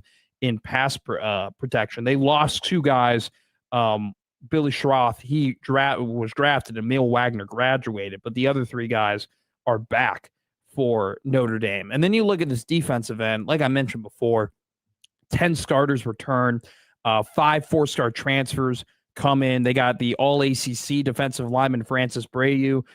They also brought in Tion Gray. He was a transfer D tackle from Oregon. They were both top 5 transfers, DTs from in the transfer portal. They also are just really good on the defensive ends as well. Babakor Traore, he is going to be probably an NFL guy one day. They got another guy on the other end, Bryce Young. He was a former 5-star. And then they got a guy in Keon Keeley who transferred in from Alabama. He's another former 5-star. I think he was one of the top prospects in high school when he committed to Alabama, but this is kind of his second chance and his last chance really with Notre Dame to see all that come through. And then you got look, I've liked Christian Gray for a really long time with Notre Dame. He's a stud, but next to him probably might be the pound for pound best player in college football, Leonard Moore, right next to him. And they bring back the guys who played last year at the safety position. I mean, this season is really made, I think, for Notre Dame. They don't play a very difficult schedule. Wisconsin, Rice, Michigan State, at Purdue, at UNC rather, home for Stanford, at BYU. They get a bye, then they play Navy on Halloween, followed up by a November home game against Miami, Boston College, home for SMU, and at Syracuse. They're only on the road 4 times this season, those games being Purdue, UNC, BYU, and Cuse. UNC, Purdue, and Cuse, I think, will be very easy games. BYU, by far, their hardest road game of the season. I think they'll give them a challenge, but I still expect Notre Dame to win that game. Like I said, it's that Miami game in November is going to be incredibly telling. And when we look at, their over-under win total, it's 11.5. And now 11.5, if you bet the over, is plus 168. They currently have the second highest odds to win the national championship at plus 650. Ohio State is above them at plus 550. The other team we'll talk about, Texas, is at plus 800. Kenneth said in the chat yesterday, because I know Ken is a massive Notre Dame fan, he was like, if not now, when for Notre Dame? And I kind of agree with that. I mean, you bring back double-digit guys on the defensive end. You bring back your starting quarterback. You bring back tight ends. You add a tight end from high school in Ian Premer from Kansas. Like, got a ton of talent on the offensive end. Really good offensive line. Heisman caliber quarterback. A defense that, people wanted a piece of Chris Ash after they lost those first 2 games to A&M and Miami in particular, that A&M game where it became a shootout. But that Notre Dame defense really figured it out at the end of the year and just kind of found success. They only gave up 10 points to Boston College, 10 points to Navy, 15 points to Pittsburgh, 7 points to Syracuse. I watched that Stanford game. It was just garbage time stuff that they gave up to them at the end. They only gave up 13 points to Arkansas and 7 points to Boise State and 7 points to NC State.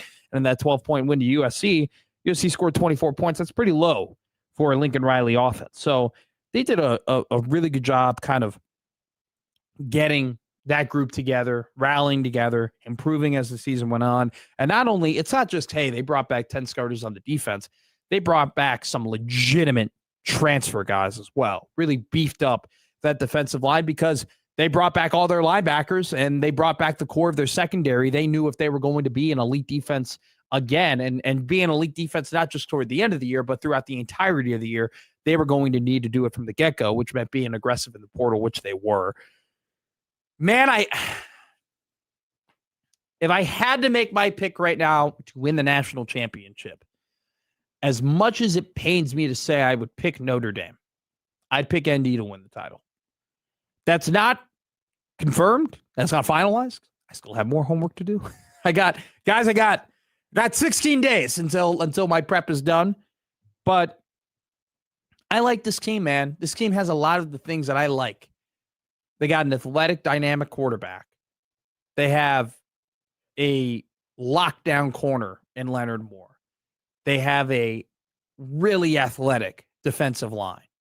They have an offensive line that has played a lot, and not only just played a lot in college football, but played a lot together as well.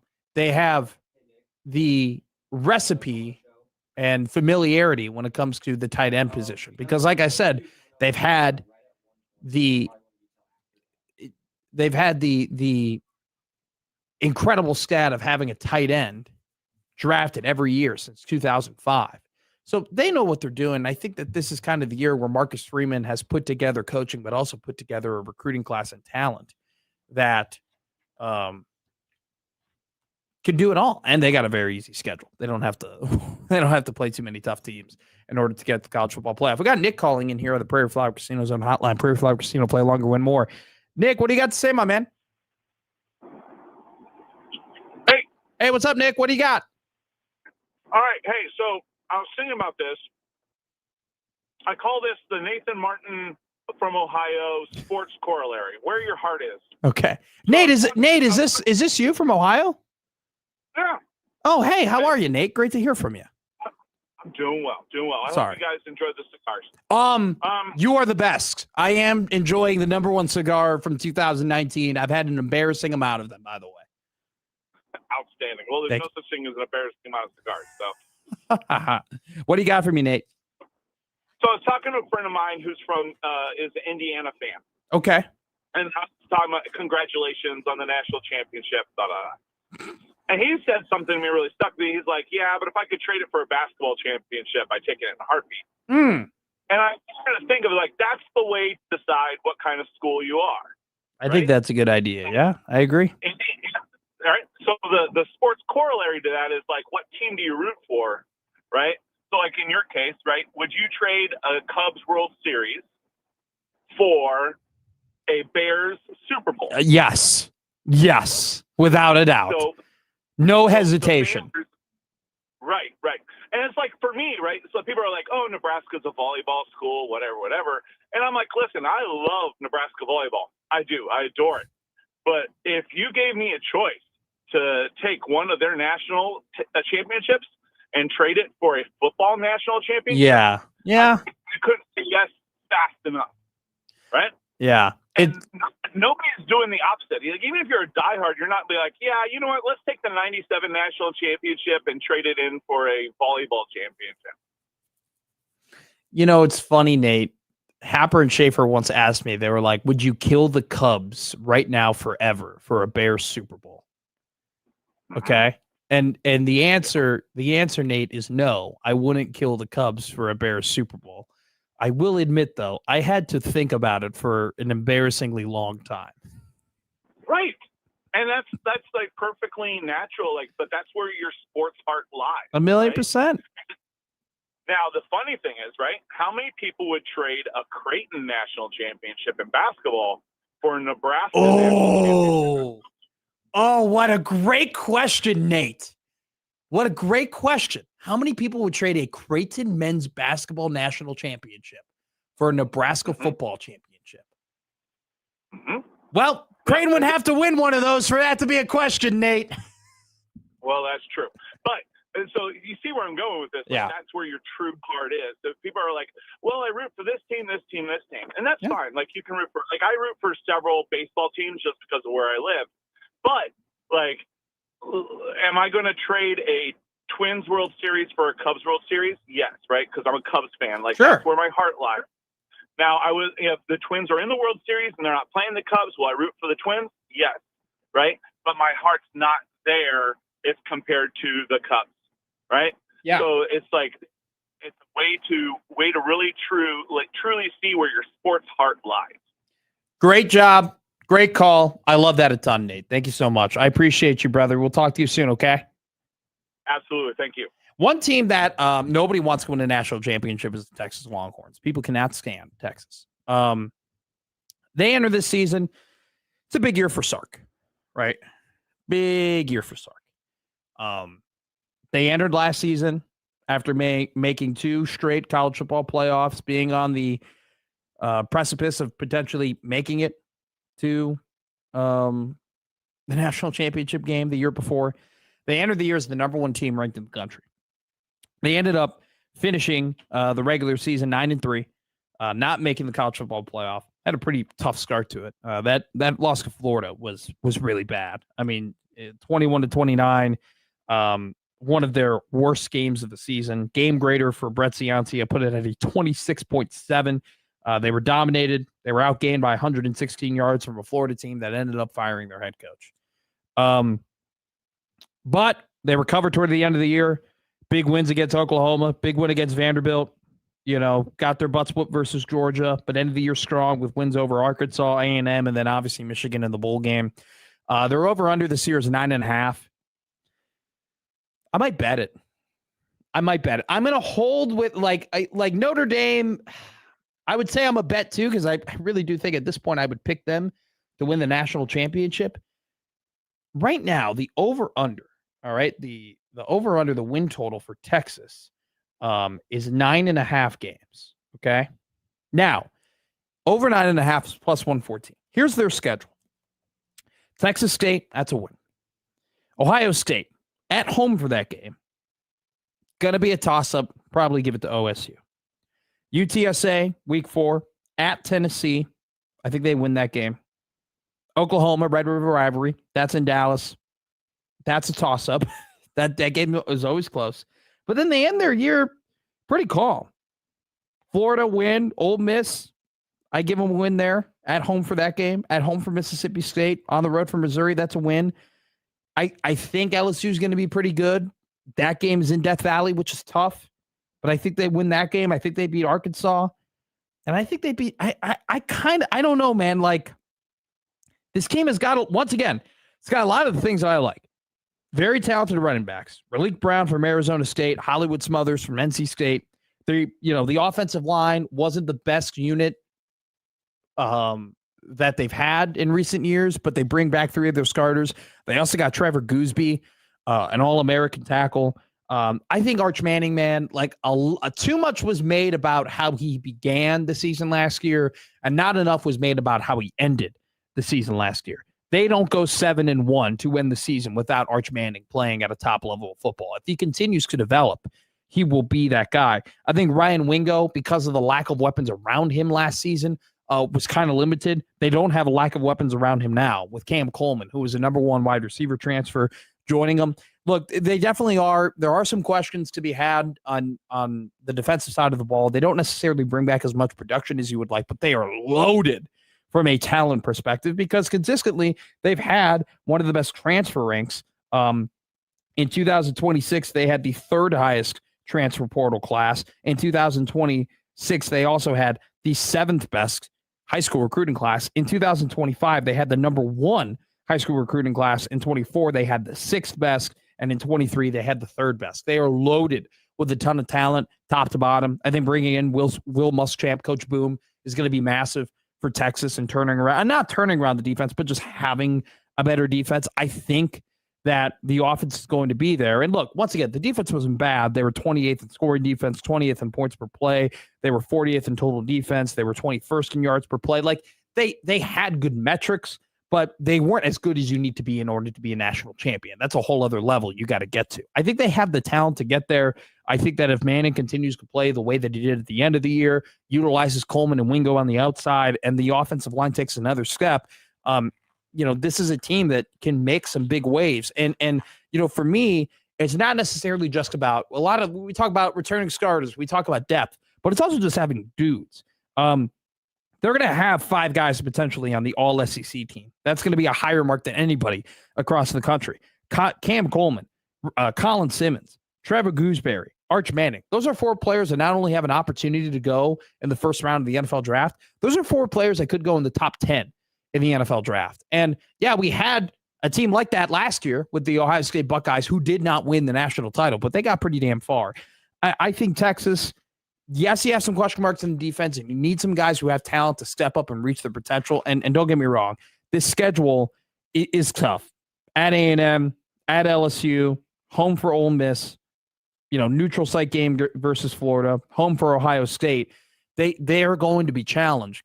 But I think Sark knows that this is put up or shut up time. I think Arch Manning knows that this is the moment he's got to emerge as that guy that we all believe he can be. And I think they not only just have the talent overall, they got the top talent. They have the dudes to take that next step. This is going to be like Sark. This is almost like his year before the Ryan Day year. This is almost like the year before you become the guy who can't win it. Because if you can't win it, or at least like Peterson and Sevier were having this conversation, is it national championship win or bust for Notre Dame and Texas? I think it's a national championship game or bust. I think you can make the game and fans will be fine. I just think you just can't lose in the playoff and fans are going to be okay with it. Because the question, which I have written down boldly here on my notes, if not now, when? If not now, when for these 2 teams? I'll buy the over for Texas. I won't bet it. I'll buy it. And I buy that Notre Dame can win the national. I just don't like I don't like putting plus 600 bets to win a national championship this early in the year. Let me marinate on it. Let it ruminate for a second. Let's have a little decorum. Let's hit a break here. And then we'll go ahead. After that, we'll do what to watch. And coming up next, though, we'll talk to Lauren Michelson, KETV, here on Middays with Matt.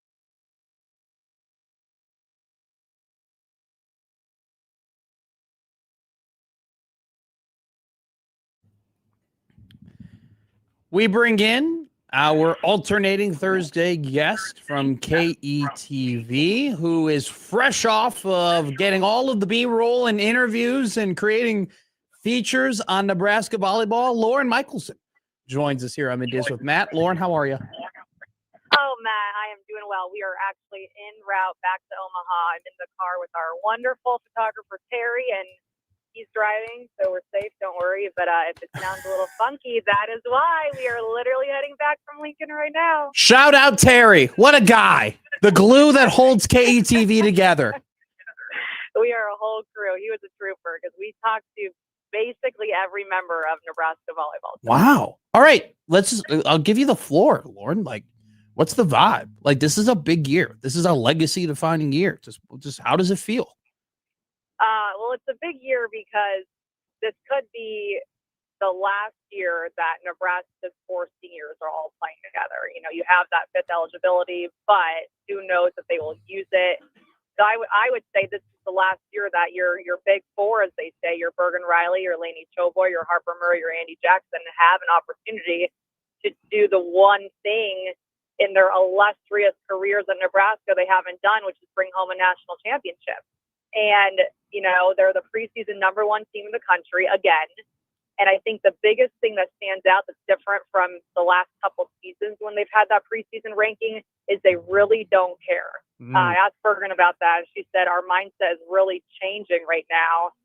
We had that preseason ranking last year, but this year we were all in the locker room together when we found out.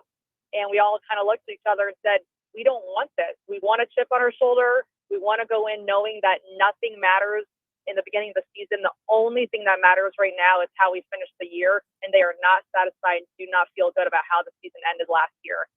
Danny Butsman-Kelly echoed the same sentiment. She knows this team wants to have that chip on their shoulder.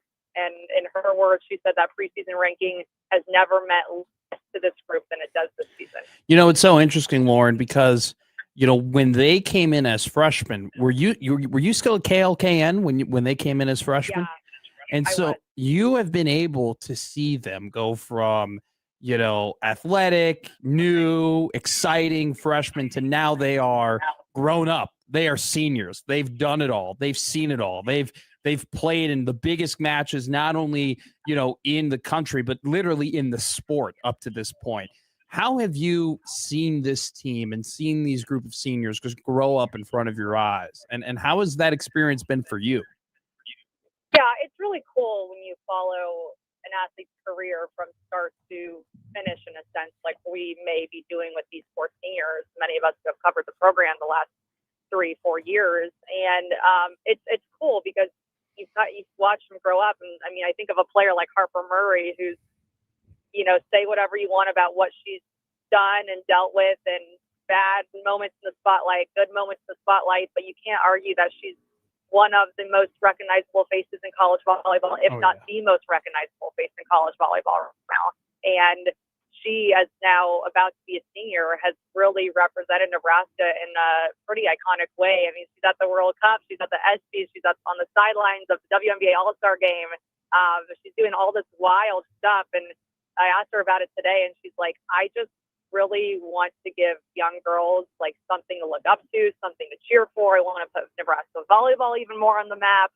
And then a player like Lainey Choboy, who's maybe a little bit less in the spotlight and in a sense kind of battling for that starting libero position, even though she did really take most of the reps there last year, but still battling with Olivia Mauck, the junior. It's just cool. And so you root for people and players, and you really want to see these young women do it and bring home this championship. And Bergen's perspective on it all was really, really interesting. And you know, I think Harper and Lainey and Andy are a little bit more tight-lipped about it. Like it's almost like don't say the word national championship because of course that's what they want. Of course that's what they're after. But Bergen will bring it up every interview. She's like, yeah, we want that national championship, but they are just approaching it a little bit different this year. Yeah, and they really are one big family at this point, and a lot of them have played a lot of volleyball together. The one word I would use to describe Danny Butsman-Kelly, in my opinion, is cool. She's just cool. She's just cool as a cucumber, cool as the other side of the pillow. Like she knows she's a great coach. She knows she's got a great team. they love her. They follow her. There was always kind of the possibility of how is this transition going to be? How is it going to be going from John Cook to DBK? And how are things going to be different? And not only were they not different, they were better. They didn't lose in the Big Ten last year until losing their first game of the season, the Elite Eight against Texas A&M. Just how was seeing her, talking to her, and is there a different vibe at all from her, knowing that this is, once again, we've mentioned the stakes over and over again. Just how was that? Yeah, you're right. She is as cool as a cucumber, very even keeled, very level headed, someone that this team needs.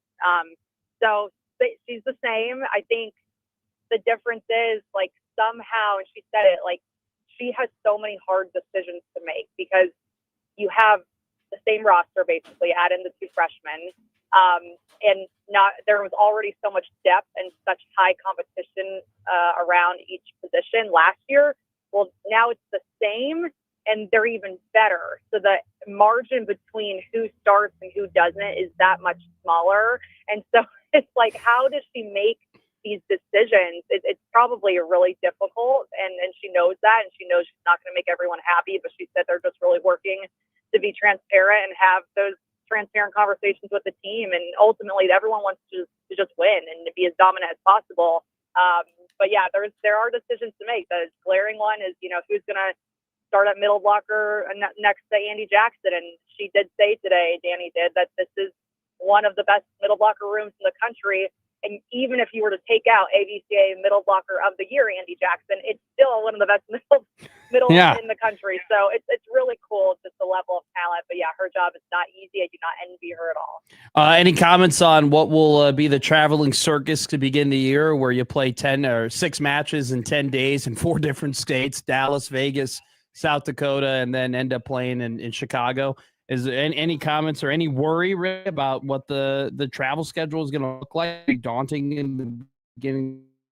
I think they know it'll be like a lot on their bodies for sure, especially just that trip. Like you go from Dallas straight to Vegas, and then you're in Chicago shortly after. But they are really excited to see Texas. It's a rival.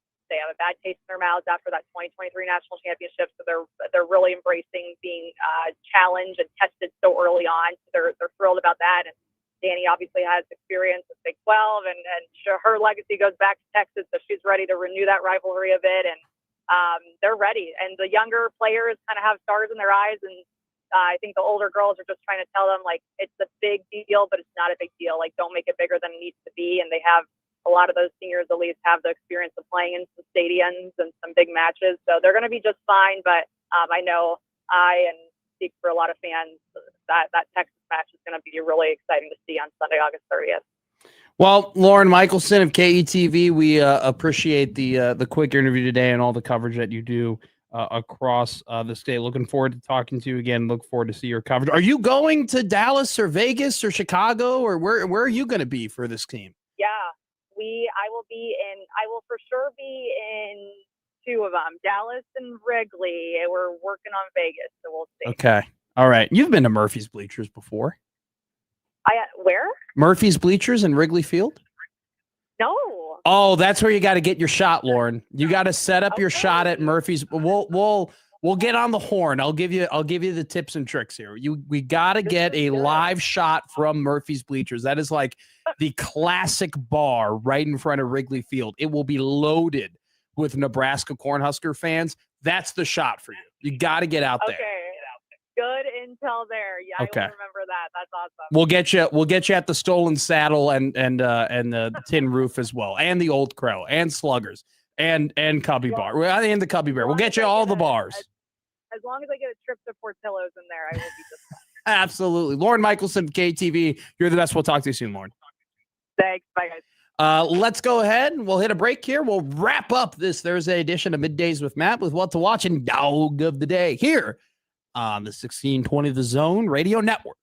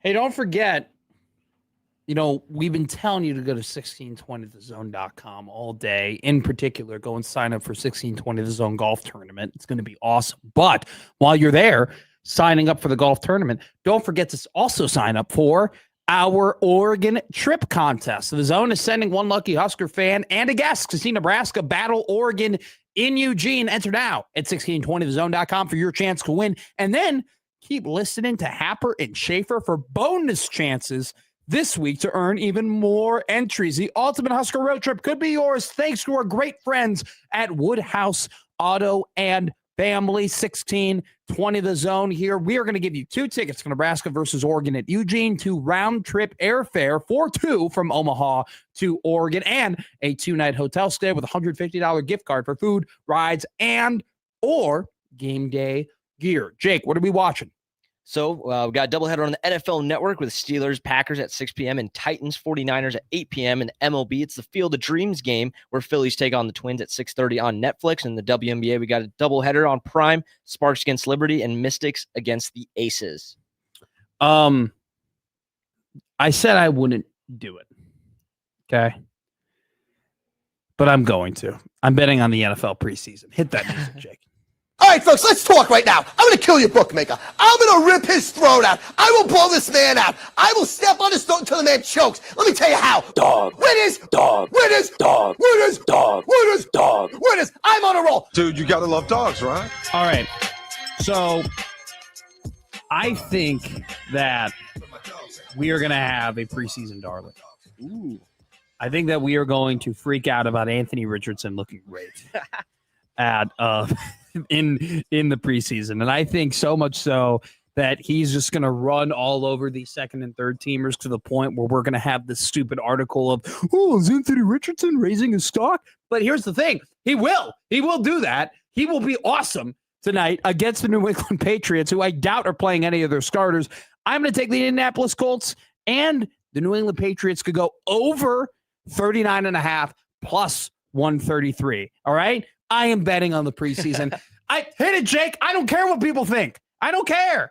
I don't care. I'm betting on it. I do what I want. And so do you. Thank you for doing what you want, which was listening to the show. We had a great time today on the 1620 Zone Radio Network. USC and the crossover with Mike Stibbs is coming up next year on the 1620 The Zone Radio Network.